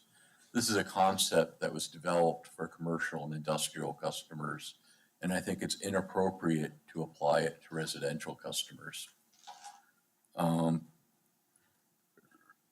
For two reasons. One, customers aren't going to understand it. And two, a lot of it's not under a customer's control. I'd give an example. If a rental customer is in an apartment, there's a flood, whether it's a natural disaster, whether, just somebody else's washing machine overflowed. The landlord brings in these big blowers, that have a fan and a heating element. Well, the fan and the heating element are going to use a lot of power. So suddenly that month, and that's going to be plugged into their outlet, not a community outlet. And so suddenly their power bill is going to show a lot more power. That's going to be a higher peak demand. But they had no control over it. Maybe they could have prevented the flood, but once there's the flood, those things are going to be plugged in, they're going to have a higher bill. And the problem is, not only is it going to be a higher bill, it's going to be nonlinear. Because if you're just paying for more electricity, that's a linear response. But if you're paying for more electricity and a demand charge, that's a nonlinear response. They're not going to think in terms of linear or nonlinear, but they're going to think it's disproportionate. And they're going to think you're hitting them at the worst possible moment. I had this flood, and now my electric bill has a spike in it for some convoluted reason. So I just suggest that's not a great concept for consumers. And consumer demand is a problem when they all do something at the same time. The classic example in water or sewer is when there's a break in a Super Bowl and everybody flushes their toilet at the same time. But typically the actions of one small consumer doesn't make that much difference. It's that collective action that's the problem, the coincident action. Thank you. Thank you. After Eugene, we'll have Seth Tobin with Solar Energy World. Good afternoon. My name is Eugene Staccato. I am a OUC consumer. All hands are on deck to meet the 2050 100% renewable. This means the OEC needs to do something, but it also means that we should be doing something as citizens. And that many of us have done home solar systems. This creates a much more distributed system. My simple question is the current grid in the urban areas 100% used? I don't know. There's no data supporting that question on your websites. So I don't know from a heat map what it looks like. Drive around the state, visit my former lead over at NASA, where I used to work. I noticed FPL is built 74.5. I was on the IT oversight committee that looked at that stuff back in the day. And brought up some issues to me. This data comes from the Economic Analysis of the Utility Scale Solar FSU, published in 23. Transmission costs between $3 and $10 kilowatt per kilometer. If you take an average of that and put it in English, it's about $7.7 million per mile. And this brought up a case when I was down doing trail maintenance down on Kissimmee Prairie. FPL is building a huge transmission line plus substation currently, and that kind of joggled the mind on that. There's huge infrastructure going in for the solar farms. Power's going down to $1 a watt or less. That's good. But again, sunlight only happens when the sun's up, obviously. So this is an investment that we're making hugely on these remote centers that only operate for a few hours a day. We homeowners typically would produce most of our power between 11 and 2, like OUC will. But many times people aren't home, so that power goes back to the grid, the next door neighbor typically. But this gives OUC excess capacity, meaning that they can actually generate additional capacity selling on the open market much greater than the 10.7 cents that they're giving us. And then coming back to the transmission, currently the grandfather, I think we should be incentivizing forever, 10.7, but then the cost that down the road is 4.6. Now, is this the power generation plus transmission cost? I don't know what that 4.6 actually represents, what segment of that. So does that give the OEC, when I generate that power and goes to my neighbor, I get 4.6, and you sell it back to them at 10.7. So you're getting a 5.9 cent profit off my infrastructure that I built. So this is much like a contractor. We as homeowners have invested tons of money, all the permitting, we've done it all, and just like a contractor, you're just hiring a service. Same thing with us. You're getting the benefit, but you're getting the benefit. Thank you. All right, thank you, sir. After Eugene, oh, I'm sorry, that was Eugene. We have Seth and then Patty Sheehan. How's it going? Seth Tobin, 314 East Park Ave, Tampa, Florida. I'm the VP of Solar Energy World. We are an installer that covers both Tampa and Orlando. Our company also operates up and down the East Coast. I can tell you with these changes, I've heard a lot of people talk about the grandfathering and what this will do. I can tell you as an installer from perspective, if this were to pass through and if this were to go into effect, here's what effectively will happen and what we expect to happen. We will see a rush, or at least a surge, of people that want to get in before these net metering changes happen. You set the date as June 1st. I can tell you how the process works. The interconnection application cannot be submitted until an inspection is passed on the system, which is the very last stage, which means a customer will need to start essentially 2 to 3 months before that deadline is when they would have to get their project started. So you're talking maybe January, February, March. People have a very short window here to say, hey, I want to take advantage of what currently exists before anything changes. That is not a lot of time. After that, it will significantly cripple the ability for people to get solar. You will see a precipitous drop. Yes, customers have the opportunity to get batteries and use that energy from their storage, but batteries right now still at a significant cost. Right now, customers that are getting batteries are primarily using them in backup situations, grid outages, hurricanes coming through. They're not using it to cycle their own energy back. And in a lot of instances, depending on the size of your home, one battery might not be enough to run your home as you normally do. You may need 2, 3, or 4 batteries, and that cost does become significant. And the main point of solar is for people to save money. And if it gets to the point where you have to add 2 or 3 batteries in order to retain the energy that you're producing, then it really defeats the purpose of it.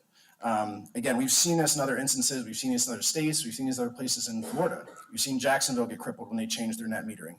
We saw in California when they changed their net metering to now NEM 3.0 or net metering 3.0, which is a very similar thing in reducing their return. We saw a significant drop in people going solar, and the ones that were had to add those batteries. And again, that does add cost to it. When California switched, their solar rooftop saturation was over 20%. Right now, OUC is less than 4%. There were some challenges when they got to that level, but that's not something that OUC should be facing right now. So I'm confused why so soon that OUC would be looking to change anything in terms of their net metering.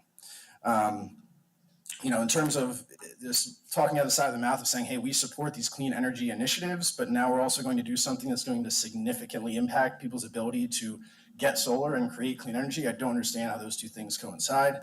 The Solar for All program, we as a company are working with organizations that are in this room to help people get access to affordable solar for their homes. Solar for All is an absolutely phenomenal opportunity for lower to moderate income families to get access to systems that's going to help them save and reduce. With these changes that will put that into jeopardy, and these homes, these customers, these low to moderate income families will not be able to get access to this, and they'll be watching people throughout the state get access to it while they won't. Again, thank you guys for your time. Thank you. After Patty, we'll have Lee Perry. Thank you. I'm Commissioner Patty Sheehan. I live at 1213 Minnesota Street, Orlando, and I'm a 30-year Orlando Utilities Commission customer. OUC is moving forward with this unsustainable, unfair plan, not to compensate rooftop solar customers for electricity and to put all others on peak shift. This is surge pricing because you're increasing the price during demand. That's the definition of surge pricing. You lowered the tiers, so it is going to be higher for me. I checked my bill more closely.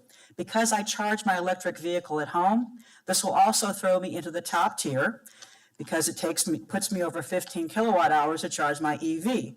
So I will be penalized an additional $15 per month for driving an EV. And you call yourselves the sustainable one?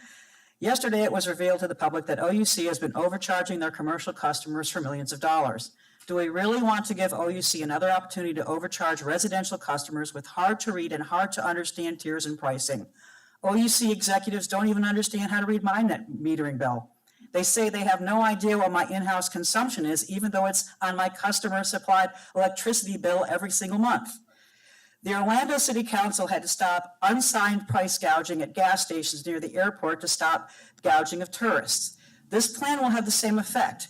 If you don't know how much you are being charged per kilowatt hour, how can you possibly plan to pay for your power? I guess that's fine by OUC since my district has the highest level of disconnects. Even if customers have concerns, it is difficult to access OUC customer service. There is a digital divide, yet there is an insistence to use online services. I receive numerous emails every month from customers who can't access OUC service. I get an answer when I refer them to Kevin Noonan, but I wonder how many others simply don't get the help they need because they don't know who to reach out to. I also want to be clear on how to opt out of peak shift and how to communicate this to residents. And even though it may end up benefiting me because I have batteries, I don't think it's fair, so I'm not going to opt in. If you want to provide service, start answering your phones and emails and start listening to your customers. It used to be an adage that the customer is always right. It seems OUC regards their customers as a problem, not as hardworking people who deserve a fairly priced service. I appreciate the grandfathering of existing customers, but we have to sign up for it at some undisclosed date and hope it gets processed and forget about the battery rebates. As a solar customer who also installed batteries, you do away with my grandfathering if I sign up.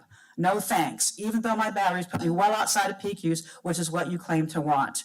The solar energy industry should be accepted as a partner in your goals to sustainability, as should your customers.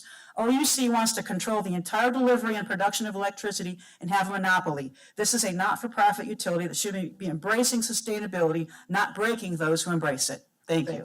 Thank you. After Lee, we'll have Anna Escamani. I'm sorry. Representative Anna V. Escamani. Hi there, my name is Lee Perry. I live in 32810 and I'm a climate activist who is partially responsible for why you have so many speakers here today. I'm a community organizer here in Orlando, and What that means when it comes to climate and clean energy is I get experts and equity and energy groups together to have detailed conversations, to break apart proposals like this and come back and do education and, speak in public comment and do op-eds and put out ads. And frankly, when we say that we want to have more of a relationship and actual communication with OUC, it's not that you all haven't tried to individually meet with us in a silo in order to control the narrative of what's being sold to us. What we have been asking is we want a community meeting together with all the energy and equity groups where we talk transparently about this in the community, not in the middle of the day when people actually can come and learn about what's going on. And then we want to see that you are taking our responses into consideration and actually tweaking, when you say go back to the drawing board, actually taking some of the pieces of advice that our experts that fly in from all over the country propose and incorporating it into the plan. That is not what's happening. What happened was 1 or 2 small changes based on comments that you all on the board made shifted, but nothing really from the community that was trying to be brought forward was incorporated. And that is a slap in the face to all of us that spend countless hours unpaid trying to organize around this. I mean, we're watching people get buried alive, entire towns, because of the climate crisis. And yet here we are saying, here's all the ways that these shifts could be expanding solar that we see work and save on costs all over the country, and yet we're not seeing you incorporate those proposals that the community is bringing forward. It is a privilege to change your behavior in order to follow and save money from this plan. And it is a privilege that people with medical conditions who have, various equipment, EV users, solar users, don't always have the ability to change their behavior. Help us help you reduce that usage on that peak time, and we can work together to be truly resilient. We can help battle the climate crisis, but we actually want to have an open door policy to be transparent with you. So please take us seriously. Thank you. Thank you. After Anna, the last speaker that we will hear from will be Kelly. And if Kelly can present. Thank you so much, Mr. President, Mayor Dyer, and all the commissioners. It's always a pleasure to see you. I'm going to offer one of those rare bipartisan moments by saying Governor Ron DeSantis and I agree on something. And for those who don't know, my name is Ana Villas-Gablani. I am a state representative here in District 42. And of course, in the legislature, we had a very similar debate and discussion around changes to net metering. And I was one of the few who voted no on that legislation. And of course, we saw a similar outpouring of opposition to those changes in the legislature. And it was Governor Ron DeSantis that actually vetoed the bill for concern on jobs, as we heard already from members of that industry, concerns around the impact on homeowners and their ability to have energy independence. And so I echo those same concerns. I, of course, want to give credit and gratitude to the staff who have met with me multiple times. We have phenomenal staff who work to answer questions, but of course, the feedback from many community members is that a lot of their shared ideas and considerations are not necessarily reflected in the proposed plans. I do want to speak to the grandfathering. I agree with the points made by Mr. Johnson around its integration to the system versus the homeowner. I also would have liked to see the grandfathering benefit new owners as well to start on that time frame. So though they would have a shorter period to have the dollars to pay their system, they wouldn't start from nothing. I know I suggested that at the previous meeting, would have loved to see that integration as well. And when it comes to changes to demand, I think we know that in other parts of the country this is also being explored. Because at the end of the day, in order for us to reach sustainability goals, we do have to see behavior changes in energy consumption. But I feel the concerns that were shared when it comes to residents who can't shift their energy demands for different reasons. For those who have medical issues, who require power 24/7, we have to make exceptions. We need to be thoughtful to some of those layers of concern. And I also know that we have older apartments and older buildings who don't necessarily have individual meters. And so they're building wide meters. And so those are gonna be residents who are not necessarily gonna be able to see that benefit. So I think also investments in that infrastructure would be a value to our residents before we make a sudden shift over. At the end of the day, we're a group of informed citizens, and we're speaking on behalf of many who can't be here today. And I do worry about the ripple effect of residents who don't know these discussions are happening for whatever reason. You know, they're busy with their kids or jobs and work and so forth. And so I do think it's really important to slow down, to consider all the public testimony today, and to not support these changes being proposed. Thank you so much for your time. Thank you, Ann. Our last presenter is Kelly. Hi, my name is Dr. Kelly Sumrad, and I am the District 5 Orange County Commissioner. I am here today and I'm speaking on behalf of literally thousands and thousands of everyday families that reside within the Orange County District 5, working families. And what we talk about today is difficult decisions where you have the most economically impacted generation right now is actually what we refer to as a silver wave. It's our seniors, and it's because the cost of living has gone up and because they retired on a fixed income. And so decisions like this and discussions pertaining to peak shift demand and increasing costs on people have for a certain economic bracket decisions that will be made between things like buying their prescription or keeping their light bill on. And so having blanket charge costs, blanket policies, it doesn't work when you look at particularly more vulnerable populations, people who have medical issues that require equipment to be running. We also have situations where you have things like single moms that are trying to use, for example, energy where if they run the dishwasher, the laundry machine, vacuum during the hours when they can, when they're at home, there's penalty costs to that or an increase in their bill. And so we begin to see that there are socioeconomic challenges that impact others much more significantly, so significant that they start making difficult decisions like prescriptions versus a light bill. You have to come to the community, and the community is ready to come to you. We want to participate. We want to make sure that those concerns are heard. And I would be remiss if I didn't address trust, because just yesterday, there was a lot of media that came out, a lot of news pertaining to overcharges. And when we hear people in the audience and from the last public meeting that we had saying, I can't make the numbers add up. Why doesn't it add up? And maybe it makes sense. Maybe there's a calculation. I myself asked to see the data because I couldn't make the numbers add up. And so when you have now a trust issue in the public eye, now people are wondering if you're actually raising their rates because you miscalculated and mischarged, overcharged corporations. And that's a natural thought process that occurs. So we need to be able to have community meetings where people come forward, share concerns, and get real answers, not blanket statements. So please consider including the community within your discussions and within a revision of the plan. The community does not accept this plan right now. Please do not vote this through. Thank you. Thank you. Mr. Bullock, do you have any additional comments on business item 2? Commissioners have any questions for myself or Mindy before I make any closing comments? Yeah, I was going to ask the commissioners next. Any commissioners? Sure. Go ahead, sir. One thing I've brought up time and time again is the unintentional consequence of the shift and save. I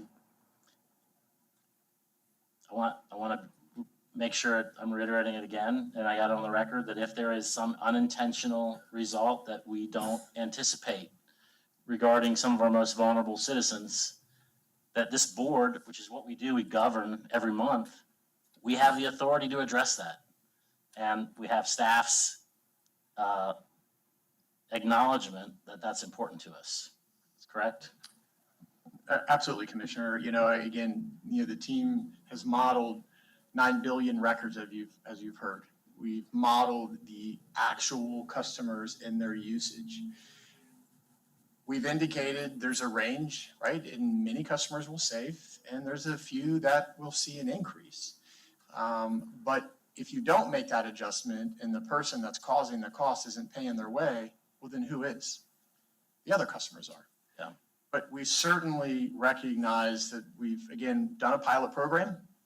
We had very high participation and support on the pilot program, and people feel like they could make adjustments if they wanted to save money. So I appreciated Mr. Moyer's comment, the theory versus practice. That was very valuable, and we have the power to adjust if the practice doesn't prove out to the theory. That's correct. But make no mistake, we want people to adjust their behavior between 2 and 8. Because if we don't, we're going to spend more on infrastructure, which is going to increase everyone's bill. So we have to modify behavior, and it isn't price surging because we know what the cost is. Price surging goes up and goes down. You take an Uber to the restaurant for $20, and when you get out, it's 40, 60, or 80. You don't know what it is. You know what it's going to be. So it's not a surge. Just to make that clarification. I know a little bit about Uber. That was one question I had. I don't know if anybody else has any questions while I collect some additional thoughts. I didn't hear anybody talk about federal grants at this meeting. I suspect there's a reason for that. But it's my understanding that if a federal grant comes up that we can participate in, we will participate, or we will look at participating, or we might make a modification or adjustment to participate. Absolutely. We've got a grants team. We continue to look at grants. You've heard some of the updates earlier talk about participating in grants. And so I think we're still encouraged to try to find opportunities to use state or federal funding. We'll certainly see where the next round goes, and if there's an opportunity for us to participate and partner, we absolutely will continue to do that as we have been open to in the past.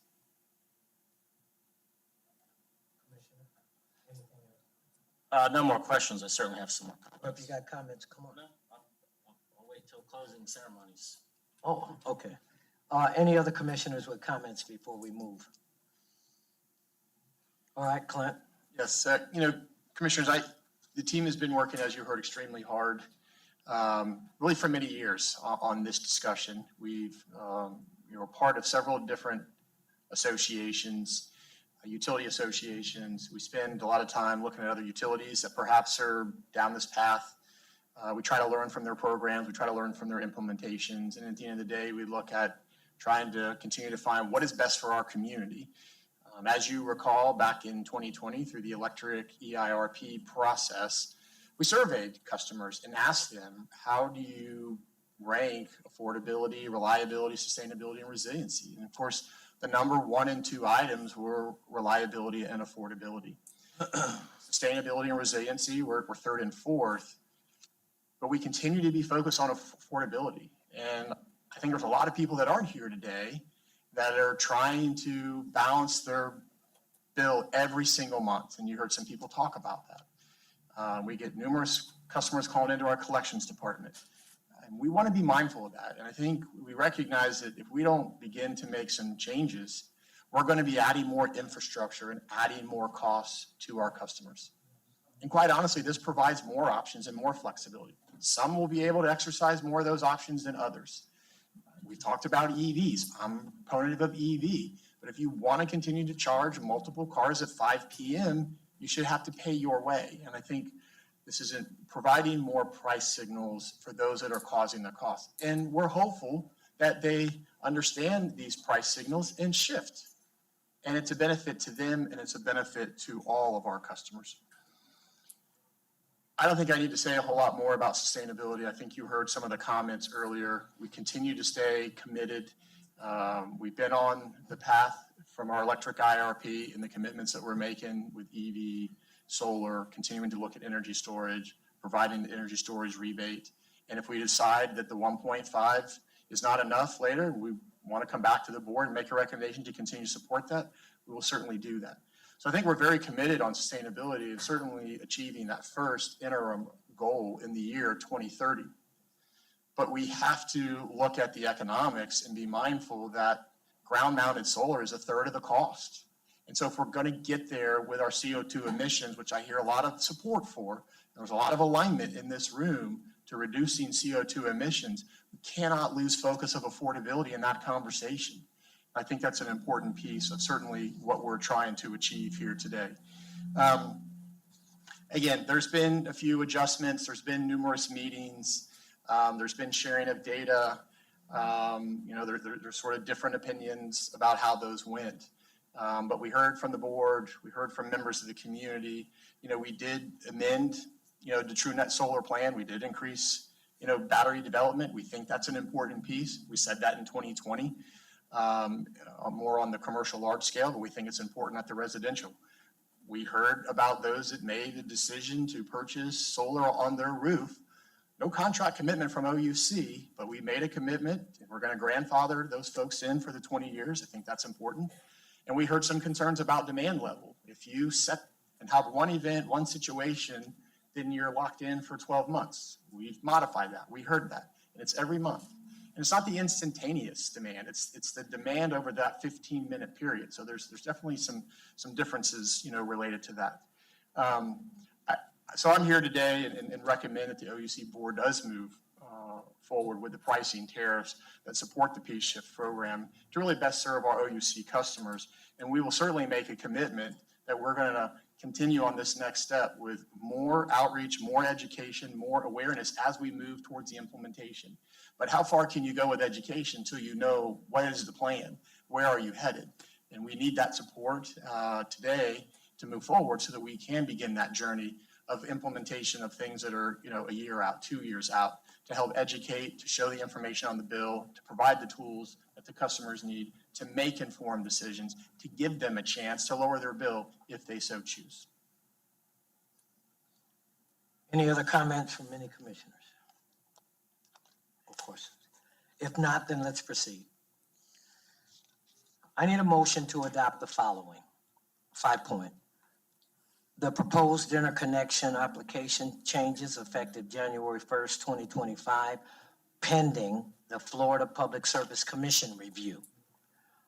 Secondly, the proposed TrueNet solar policy change effective July 1st, 2025, also pending Florida Public Service Commission review. Thirdly, the proposed electric line extension policy change that sunsets the requirement for builder contribution in aid of construction where natural gas services will be available. That is effective January 1st, 2026, pending Florida Public Service Commission review. And finally, the proposed demand level pricing structure beginning on March 1st, 2026, shift and save, opt-out pricing structure beginning on January 1st, 2027. Do we have a motion? You want it all in one motion? Yes, just one. Then I'll make that motion. Second. It's been moved by Mayor Dyer and second by Commissioner Chapin. Is there any discussion on the motion? I'd like to have, we're getting ready to vote. Yes, we are. Well, I did have some more comments.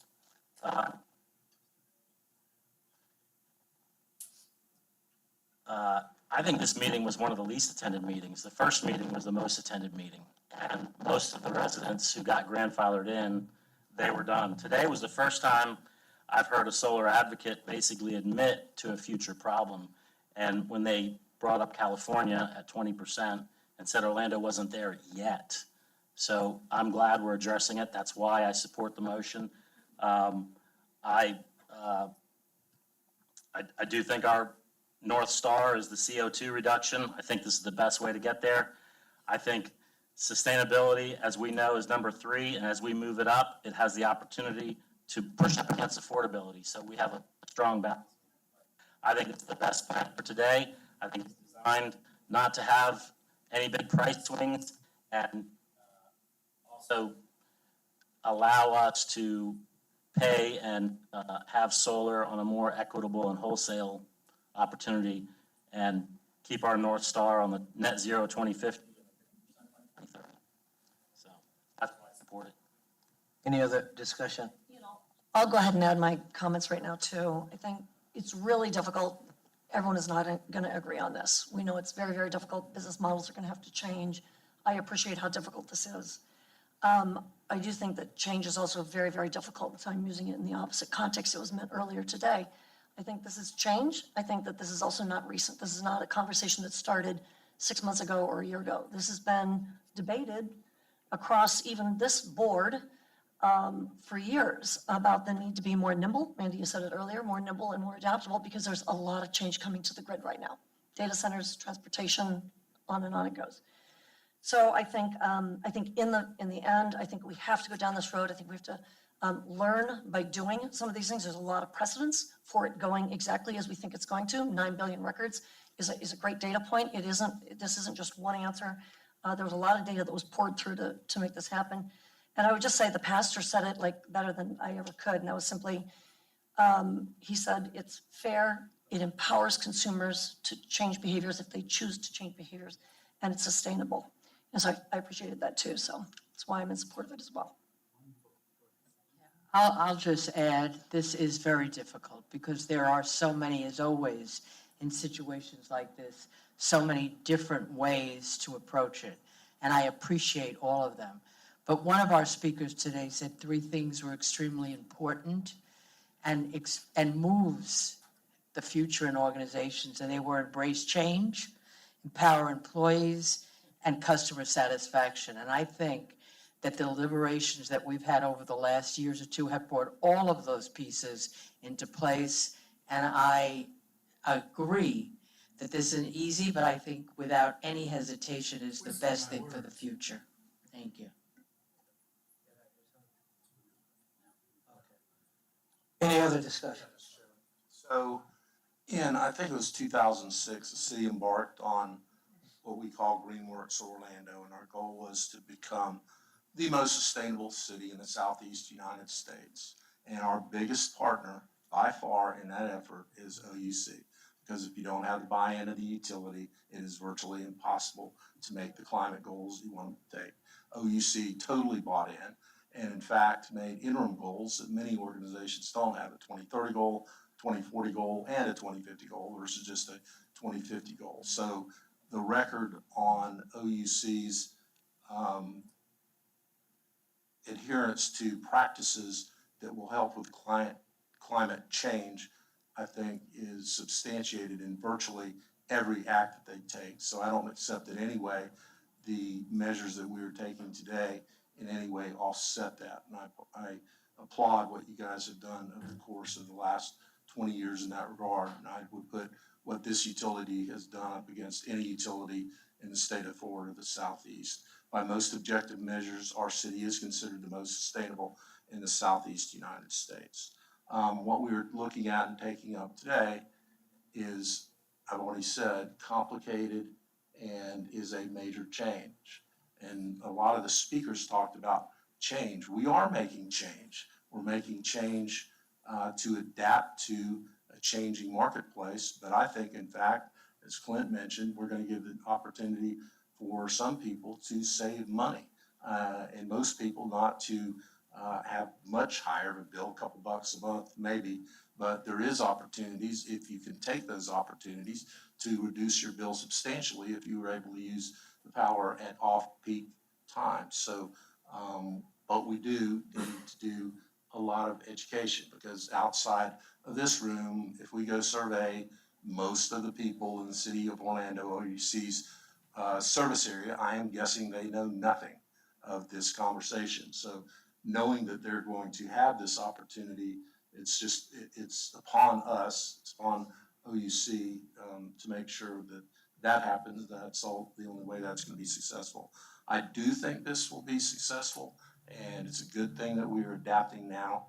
Now, I will say that I am disappointed that a couple of our speakers sought to impugn the integrity of our OUC employees, suggesting that the overbilling issue had something to do with trust, and I'm disappointed that came from elected officials. I wouldn't have anticipated that. I would have thought that would be beneath them to make those types of allegations in the context of this argument. So I'm very disappointed about that. But I think that the staff has done a good job in addressing some of the concerns, most of the concerns that were, when did we have this first conversation? June, that were addressed in June, and I appreciate that, and I fully support it today. Any other discussion? If there's no further discussion on that, we have a motion that's been second. All in favor, please say aye. Aye. Opposed? Hearing none, motion passes. To all here, there's more business to be conducted here today. Our normal agenda of presentations and comments. Everyone is welcome to stay for the duration. However, out of respect for the next presenter, if you wish to leave or Commissioner Stretch, please do so at this time. Yeah, we're gonna take a break right now and let those go. 5 minutes, guys, come back. 5 minutes, please.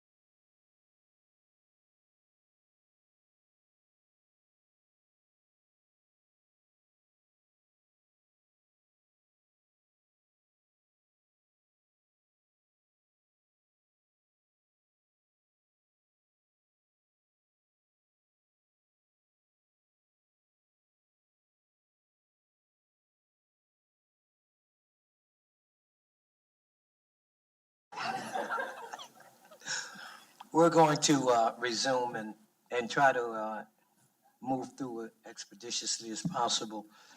Our normal presentations, we begin, Mr. McCullum, with the financial.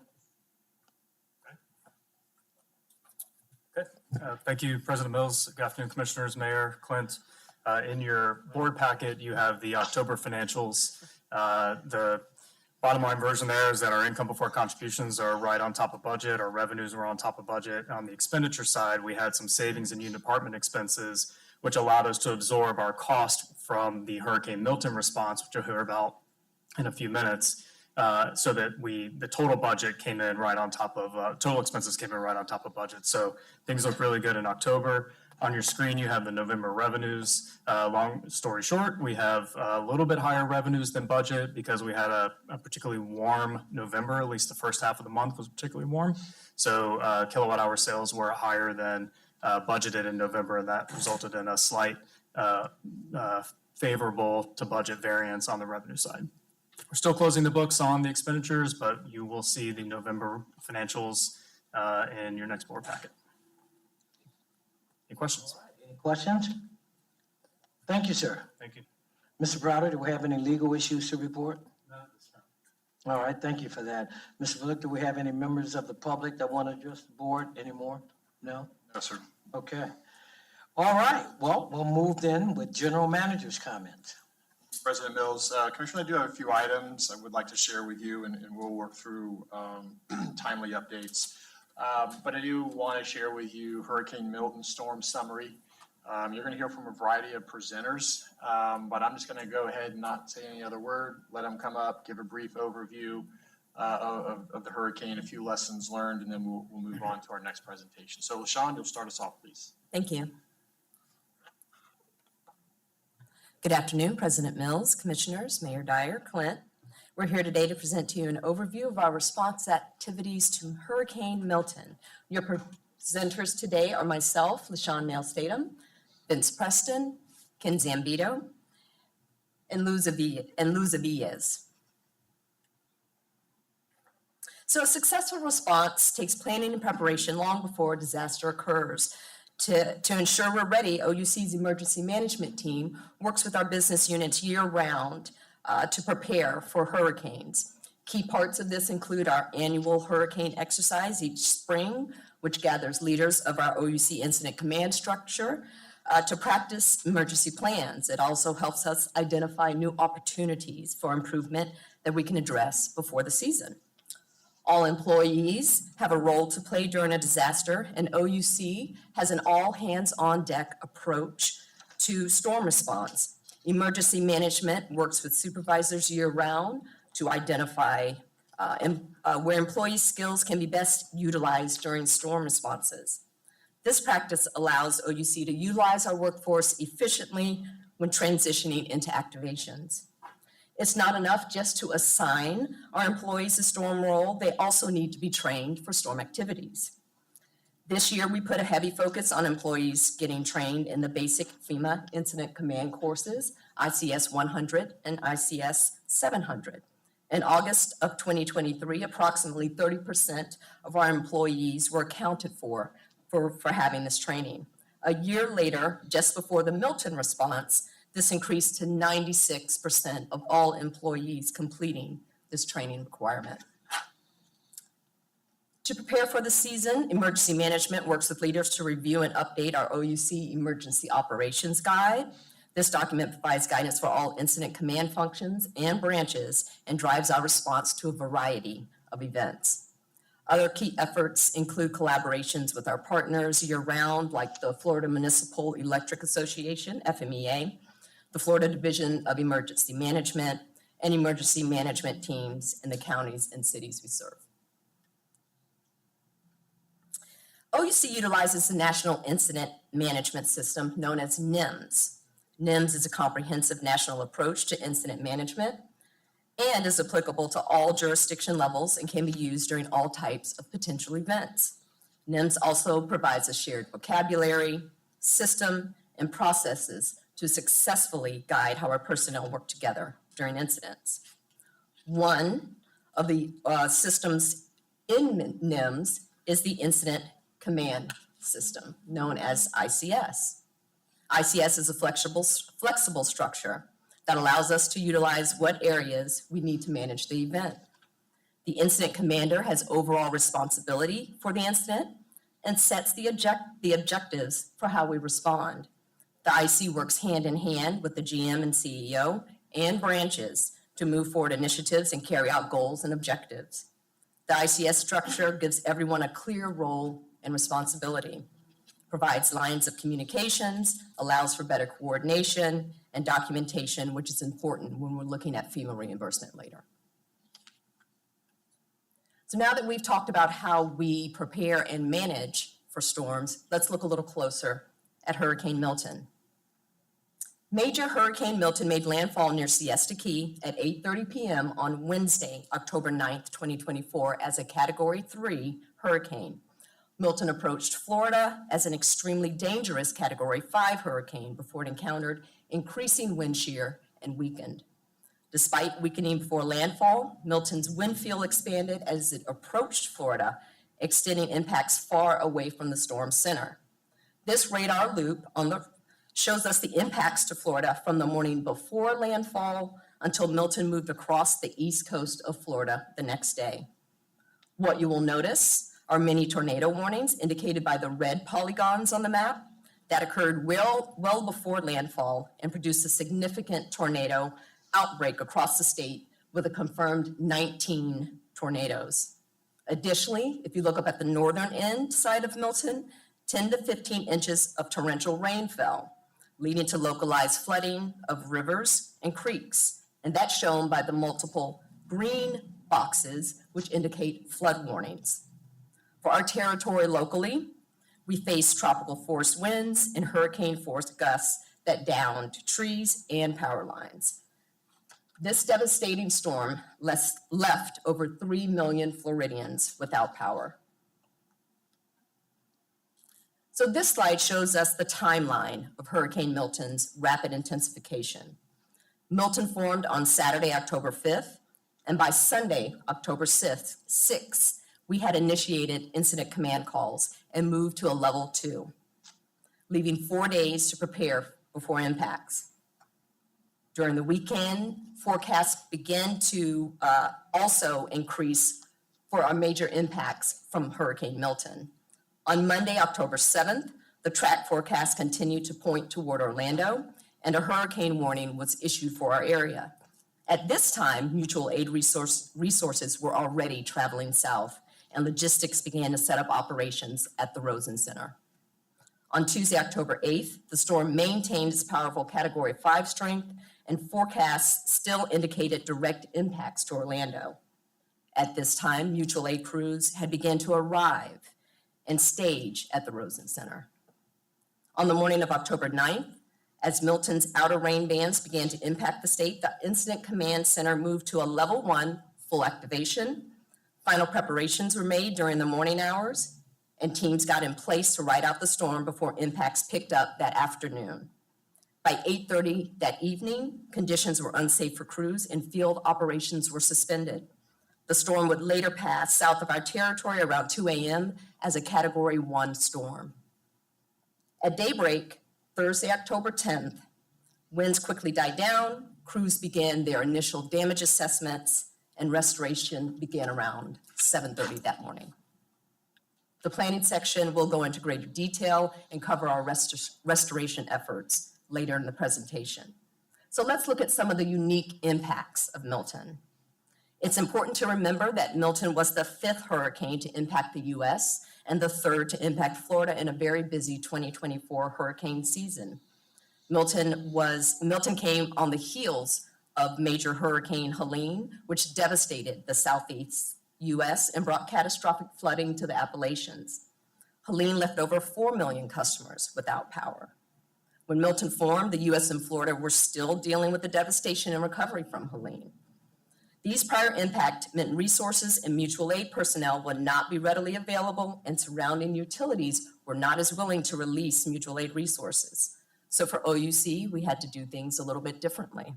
We had to pull resources from states further than we normally would. We needed to act very quickly which meant that we had to make resource decisions a day earlier than we normally would have. And we needed to act fast because a lot of the impacts would impact the I-4 corridor, which is the main transportation into our area. After the storm, while much of our territory fared better than we thought it would, there were still ripple effects on items like gasoline, as approximately 29% of the gas stations across Florida did not have fuel. You'll now hear from Vince Preston, our logistics chief, who'll talk about how we manage some of these unique aspects.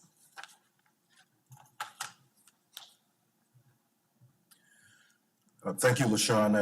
As she mentioned, I'm going to talk about logistics for a few minutes. And oftentimes we say that we like to think of ourselves as the pointy end of the spear to make this thing collaboratively come together. But the reality is that logistics is an integrated component of all of these operations, planning, and finance to make this a success. So as we see here, one of our primary responsibilities, of course, is mutual aid resources. So we're tasked, and LaShawn mentioned this, getting outside assistance. This would be line techs, tree personnel for us to be able to restore the system as quickly as possible. Generally speaking, we are able to obtain resources from other municipalities, more or less from the east of the Mississippi, so the eastern part of the United States. That was different, as Sean mentioned, because of the effects of Hurricane Helene. A lot of those resources that we would normally be able to obtain were already deployed and being heavily used. And so that required us to look for other assets that were going to be west of the Mississippi. And we actually went to the farthest west in the lower 48. So we actually were able to obtain staff out of California, and that was of assistance to us. But as she mentioned, being proactive, the crew that we have, the team that's put together for mutual aid, they do yeoman's work. They are able to think outside of the box. They look for other opportunities that may not commonly be thought about. They're able to leverage resources. They snag other municipalities to make that a reality. And we saw that be able to come to fruition and get the needed resources for this event. This just kind of tells you at 10,000 feet, some of the logistics team workflow, of course, securing the crews, onboarding them, we resource them by food, safety briefings, lodging them, as she mentioned, at the Rosen Center, which we have a very fruitful partnership with that organization. And then, of course, integrating them with the operational aspect, OUC, to make it a reality when they get into the field. Some of the numbers by this particular incident, we have 2,000 snack bags. All of this is done concurrently. Some of it is ahead of schedule. Some of you commissioners actually got an opportunity to go out and actually see this in process. Almost 12,000 individual meals, 1,100 pounds of laundry. We don't often think about ourselves as a municipality or a municipal electric company processing laundry, but that is an essential function when we're talking about this type of response. And then, of course, just under 20,000 gallons of fuel and well over 37,000 inventory items that were needed to get the system back up and running. Once again, safety and support groups, all of these, oftentimes not the most focused that you'll see. We look for our line techs and those involved in getting the system, but just as impactful to the operation to ensure that we are doing our work and that we're restoring the system as quickly as possible. Our fleet facilities, our warehouse staff, just ensuring that safe parking, just ensuring that that area is safe, that it's secured. That takes a lot of work, and we were able to do that along with our security team. So that kind of gives you an overview of the logistics component. We're very proud of them, Linda and I. And now we'll give our attention to Ken Zambito, who will talk about operations and planning. I'm just going to say one thing there while Ken comes up. From a logistics standpoint, we are extremely fortunate to have a partner with Rosen Hotels. Obviously, we're a little bit fortunate being in Central Florida. There is a surplus of lodging, but trust me, we are blessed from a geographic location to leverage a partnership. And just to share a stat with you, on average, because of the central logistics, we save 2 hours of line tech work per day. We get an extra 2 hours of work per line tech per day with that model opposed to the other model, 2 hours. That's significant restoration time. They're a great partner. We value that partnership, and we've been fortunate. There you go, Ken, sorry.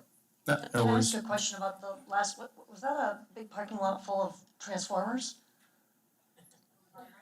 But that probably was a little Probably bit the of. Pershing yard, I would That's our think. yard. The top picture is the Rosen. Both of the lower pictures are probably our yard. Those are transformers, right? Yes, They're yes. pole mounted. Pole mounted. In the scarcity in this country with transformers, how were so many assembled? Is that just sort of what we stockpile, or is it aggregate of a bunch of folks participating, like? My there's stuff- response there's will a be, lot there. I think my, go ahead, Ken. Yeah, I think from our standpoint, the bulk of our growth is needed in pad mounted transformers. And different manufacturers make pole mounted transformers. I believe we're still getting ours out of a company in Georgia. And I will just say that perspective probably makes it look like a lot more transformers. Okay, because that would But make yes, any the challenge has utility been more the district pad jealous. mounts, Okay. yeah, to get the pad Okay, mounts. all right. Okay, I will keep it brief here. During this storm, we all looked at it. You heard what LaShawn was saying, the strength of the storm. We were all thinking Charlie. We were geared up for Charlie. We asked for the resources, which logistics team got us. And guess what? Charlie, 10 days. This storm, 2.5 days. So what was different? I will say, our tree trimming programs have, gone from a 4-year cycle back to a 3. I think that helped us a lot. We have a larger percentage of underground than we did 20 years ago. And we have a lot more devices on the system, smart devices that assisted with that.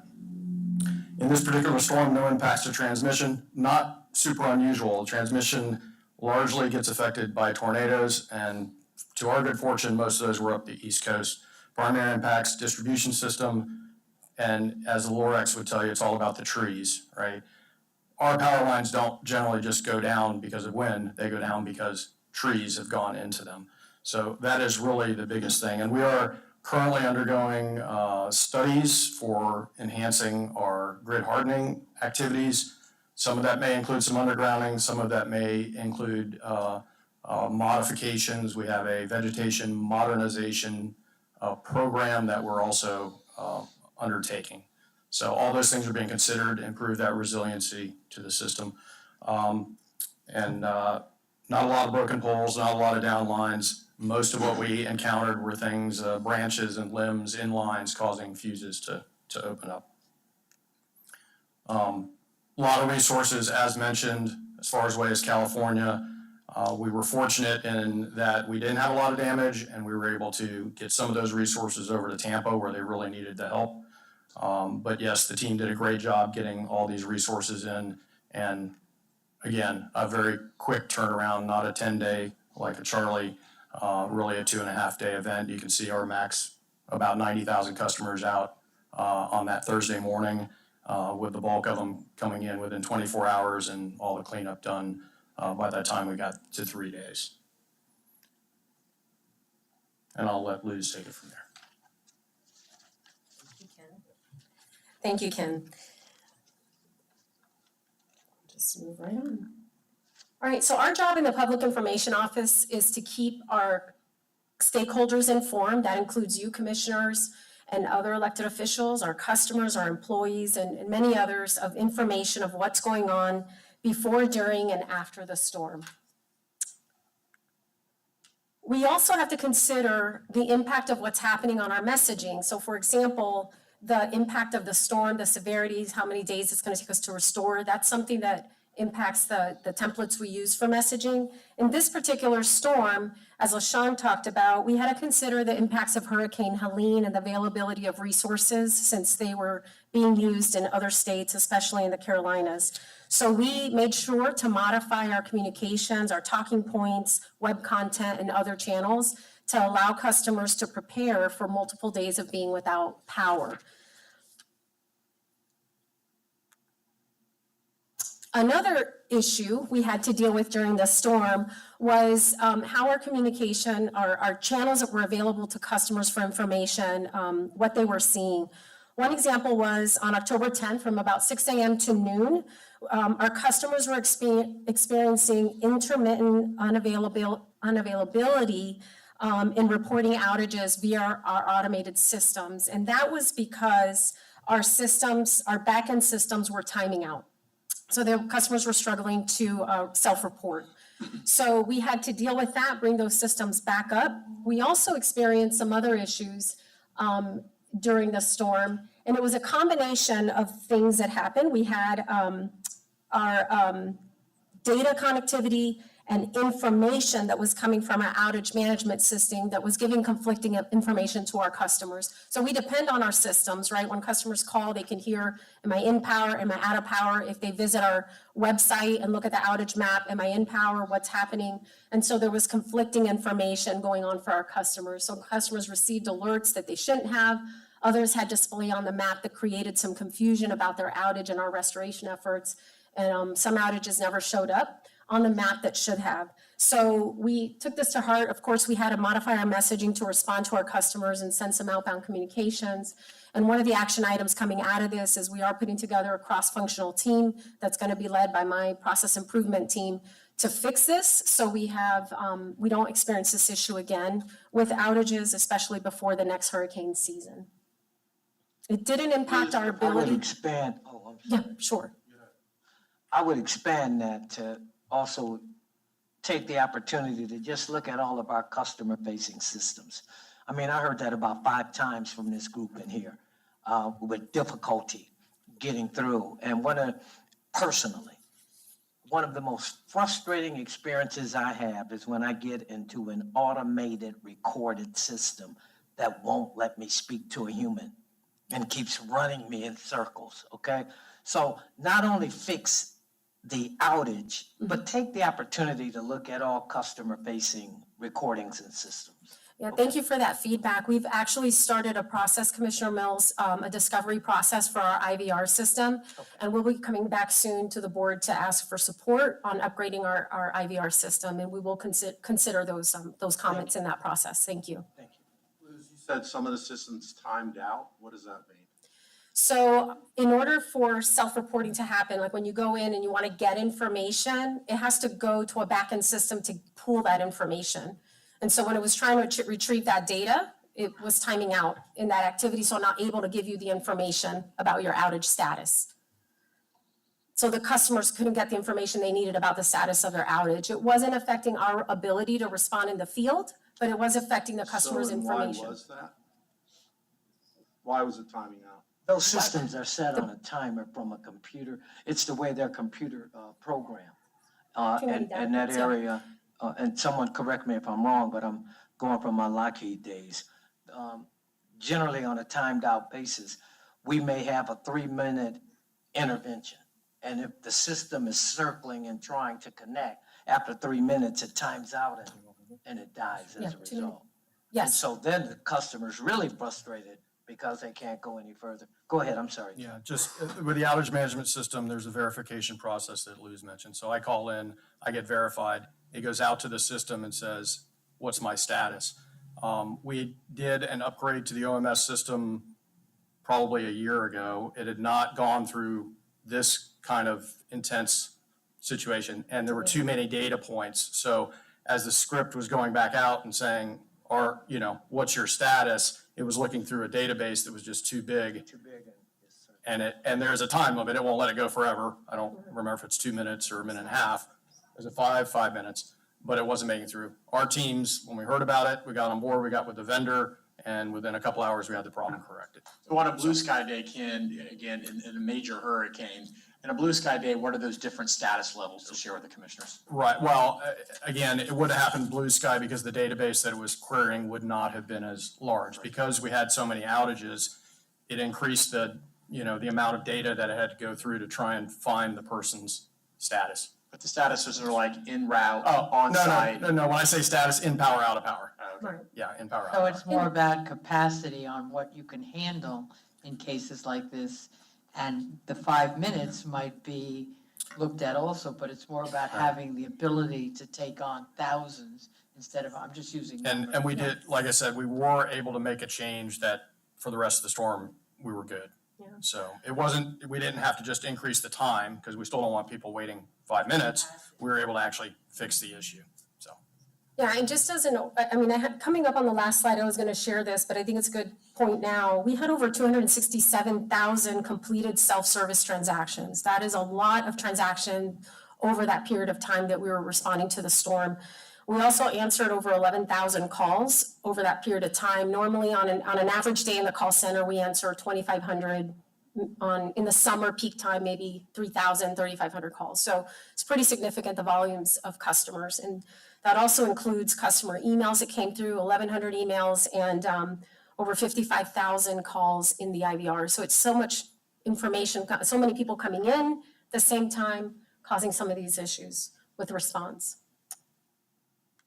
Okay, so part of this information Could that I we ask, have. could I ask a question about that? One of the things, one of the things is waiting around to have the utility notify you, hey, you're out of power, do you know that?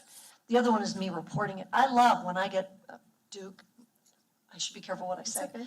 But it actually is very reassuring. I think, maybe I should report my power outage and, bling, it already tells me I'm out of power. Like, just proactively, we do that, right? Or through our Or is outage alert that system. something we're looking at too, to be much more proactive, because then I stop calling, I don't do anything. Once I know that you know, I'm done. Yeah, we do that through our outage alert system. Right. Customers can opt in to receive Was that outage working alerts. really well? Yeah, we sent over 65,000 text messages. Okay, so it's the Proactive. folks that called, the 267,000 other pings were folks that are just, they've never opted in to get notices that. You know, Commissioner Gross, I think in my experience here, in customer service, I think what happens is customers might get an outage text alert and then they say, let me call anyway and talk to someone, or they might say, let me go ahead and report it anyway, just in case, because they're really desperate for power to get restored quickly. So I can't say they're all unique, but it just tells you the amount of interactions customers were having with our systems.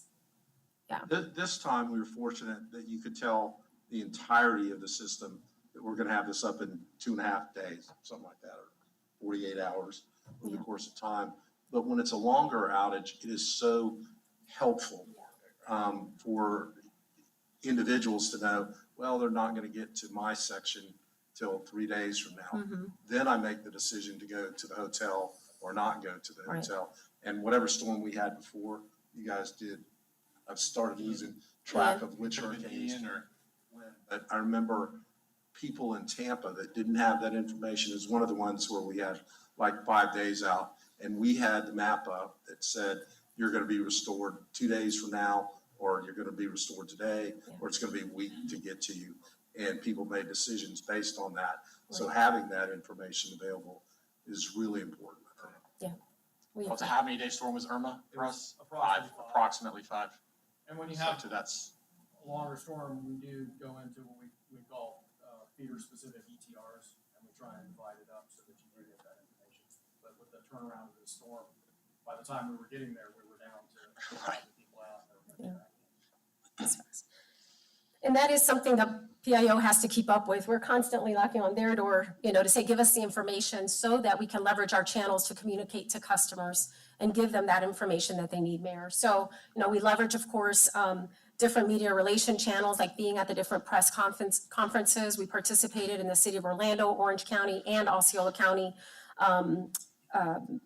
conferences. Myself, Janice Osani, who's my deputy, we participate in person at these sessions. Social media, we leverage it, Facebook, Instagram, and other channels in order to communicate, post information of what's happening, how to stay safe, and our recovery efforts. And certainly we get a lot of impressions, and customers use that as a channel to communicate with us. What we can, we respond through there. Other things we just send over to our customer service organization so they can respond to. And then we leverage online media. Those are paid media where customers can go to their news source, whether it's a Sentinel or a news channel, to get information. They'll see our storm messaging there as well. And we always leave, let me finish, I apologize. Lastly, it's our stakeholder communications, like the FYIs we send to you, commissioners, to make sure you're informed. Our employees, we send emails and text messages for information, and customer emails to keep them informed proactively as well.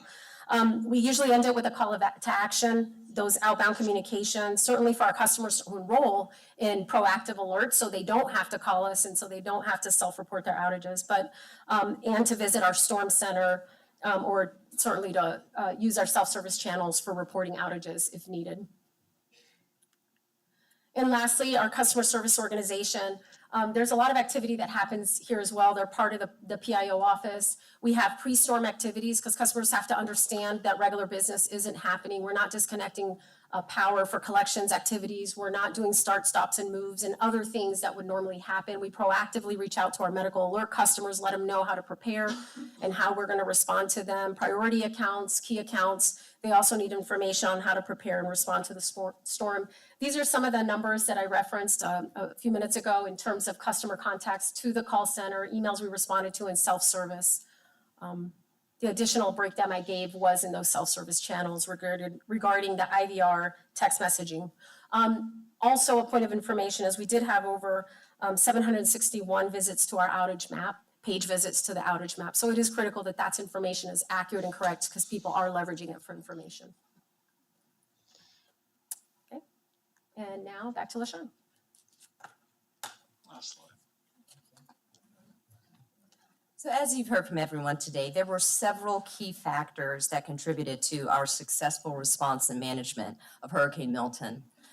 The inaction of the incident command system 4 days prior, our early success of obtaining and deployment of mutual aid resources, clear objectives and communications that supported an efficient restoration of services, partnerships with industry partners like FMEA and other utilities, and regular communications with our key stakeholders, our customers, our commissioners, and our employees. So finally, we have a presentation. Our communications team put together a recap of our efforts around our response and during and following the storm. Take a look So at that now. I'll make a recommendation unless the commissioners object. We don't mind emailing this video. It's about 3 minutes. Unless you'd like to see it today, we could email it to you. Okay. Figured that would be a good executive decision. Right along. Yes. I'd like to just commend the team. Again, everybody worked extremely hard. These storms were always different every single time. There's always lessons learned. We've already had our first debrief. There's an opportunity to learn every single time. But everybody continued to work extremely hard, people working overnight and in the field, and it was tough. Helene made it extremely tough because of all the resources up there. Commissioners, I have one more item. I'd like to ask Chris Browder to come up. Commissioners, as you heard last month at the board meeting under general appearances, we had an individual from the community provide a bit of an update on fluoride. Since then, the Florida General Surgeon has provided some continued information on this, and I thought it'd be appropriate to have Chris just give you a brief overview of fluoride and some of the items and some of our positions. So Chris? Yep, sure. Thank you, Commissioners, Mayor, Clint. I'll try and move quickly because bringing up the tail end is never good here, but just some talking points for you because this seems to be in the news. You may get asked these questions, so just want to give you some context. So in about 1956 is when OUC started adding fluoride to the water treatment process, and that was in response to requests from the community at the time. School boards, the medical and dental community had appeared. I looked at the old minutes in 1955, and they were very adamant about the problems they were having with kids' teeth and wanted OUC to consider putting fluoride in the water.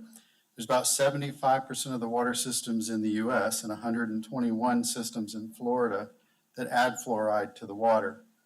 I think it's important to note there is a background level of fluoride in the water, and OUC's water, which we get from the aquifer, has 0.14, and I'm making sure you understand where the points are because these are small numbers. So 0.14 milligrams per liter of fluoride, and then we supplement that up to a level of 0.7, which is the recommended dose. Other utilities can have different background levels depending on where they are and what the composition of their water source. The US EPA treats fluoride and requires its removal if it gets above 4 milligrams per liter, so significantly higher levels. In September, there was a federal court ruling, which is why all of this has kind of come to light in California, where the EPA was told that there was enough chance of harm for excessive doses of fluoride that they needed to consider putting this under the Toxic Substances Control Act. The ruling was based on some more recent research that was presented, but in that research it identified that concentrations higher than 1.5 milligrams per liter is a potential health concern for children, pregnant women, and some people with certain conditions. After the court ruling, we heard on the news Robert F. Kennedy Jr. indicated his plans to have water systems remove fluoride from public water. I don't know if he means stop supplementing or actually remove it. And as Clint mentioned in November, the Florida Surgeon General also indicated the same idea that he would like to push to have fluoride out of the public water system. So far, the EPA hasn't responded to the court ruling, and we have gotten no guidance from it. The American Academy of Pediatrics is among many experts that consider fluoride still to be a very good thing to have in the water, and that, dental caries is a problem in young children without fluoride. From an operational perspective, we could discontinue fluoride. It's not an operational requirement for OUC. OUC spends roughly $250,000 annually, which is about $1 per year per residential customer to fluoridate the water. We have received very minimal public comment other than the fellow that came the other day. We've had one customer who was calling to promote our continued fluoride. And then we had a customer reach out on social media that wanted to know if the fluoride would damage his exotic plants. So far, that's all we've gotten. So where are we today? Was that? So today, our plan is as follows. We're going to, provide some additional public information on our website. So if people have questions, they can find some of that information. Obviously, we're going to monitor all the regulatory agencies for guidance in hopes of getting some kind of indication of which way we need to go on this. We're going to continue the program as it currently is at the optimal levels. And then, of course, we'll keep you apprised of any changes. And that's it. If you have any questions. Yes, Commissioners, I just want to acknowledge a few members of my team here on peak shift. Mindy and Linda have been the face and have spent an extensive amount of time externally educating and informing customers. And of course, Janice has been a part of that, and Chris McCullion's been a part of that, Mike's been a part of that, and certainly Lawrence and David from a pricing standpoint, and then Gina sitting back there helped get this started. So there's a lot of other team members behind them. So I just want to thank you from the bottom of my heart for all your hard work and effort related to this project. And then I also want to thank the commissioners. I appreciate your trust and support. We do not take it lightly here as a team. We appreciate your time to get educated and informed. And we hear you on the customer education.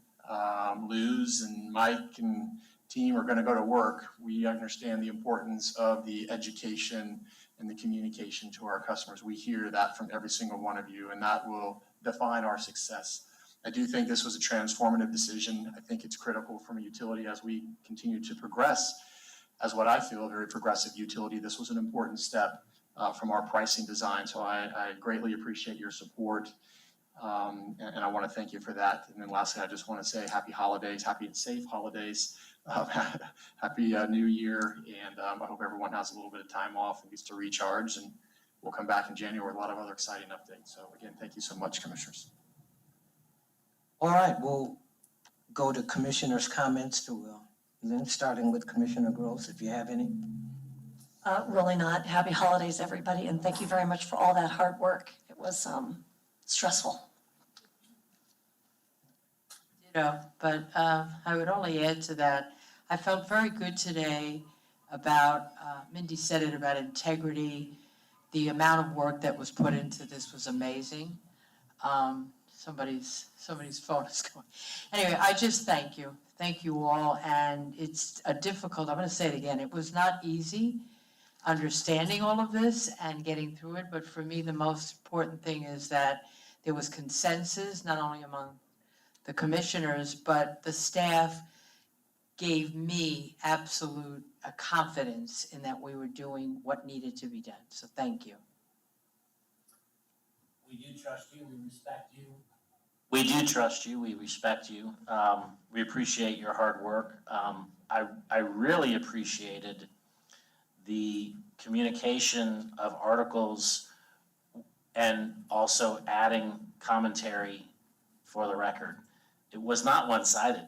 It was very fair and balanced in responding to maybe what had been written. On one hand, they say this, there could be that, but we believe it's this. It was I thought it was very open and honest, and I think other people do too. So I'd like to thank the mayor for commenting to our two elected officials who were in the room today. He has a way of saying it like nobody else can. I respect you and trust you as well. But I do appreciate, I know how much work has gone into this since June and all the work that had gone into it prior to June.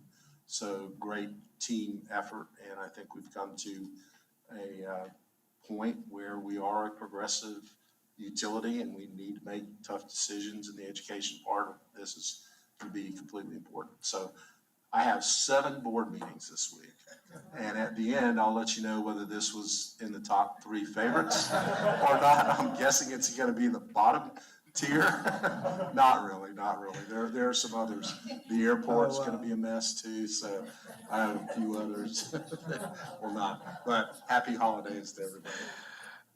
All right, well, I'll just add what the others have said. First off, commissioners, I want to thank you for your attentiveness and your perseverance and patience.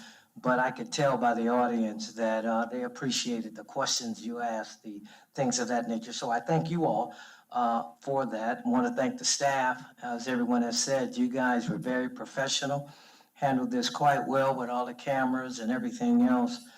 And I want to thank security and our officers. Thank you so much for your presence. I think that had a steadying, calming influence as well.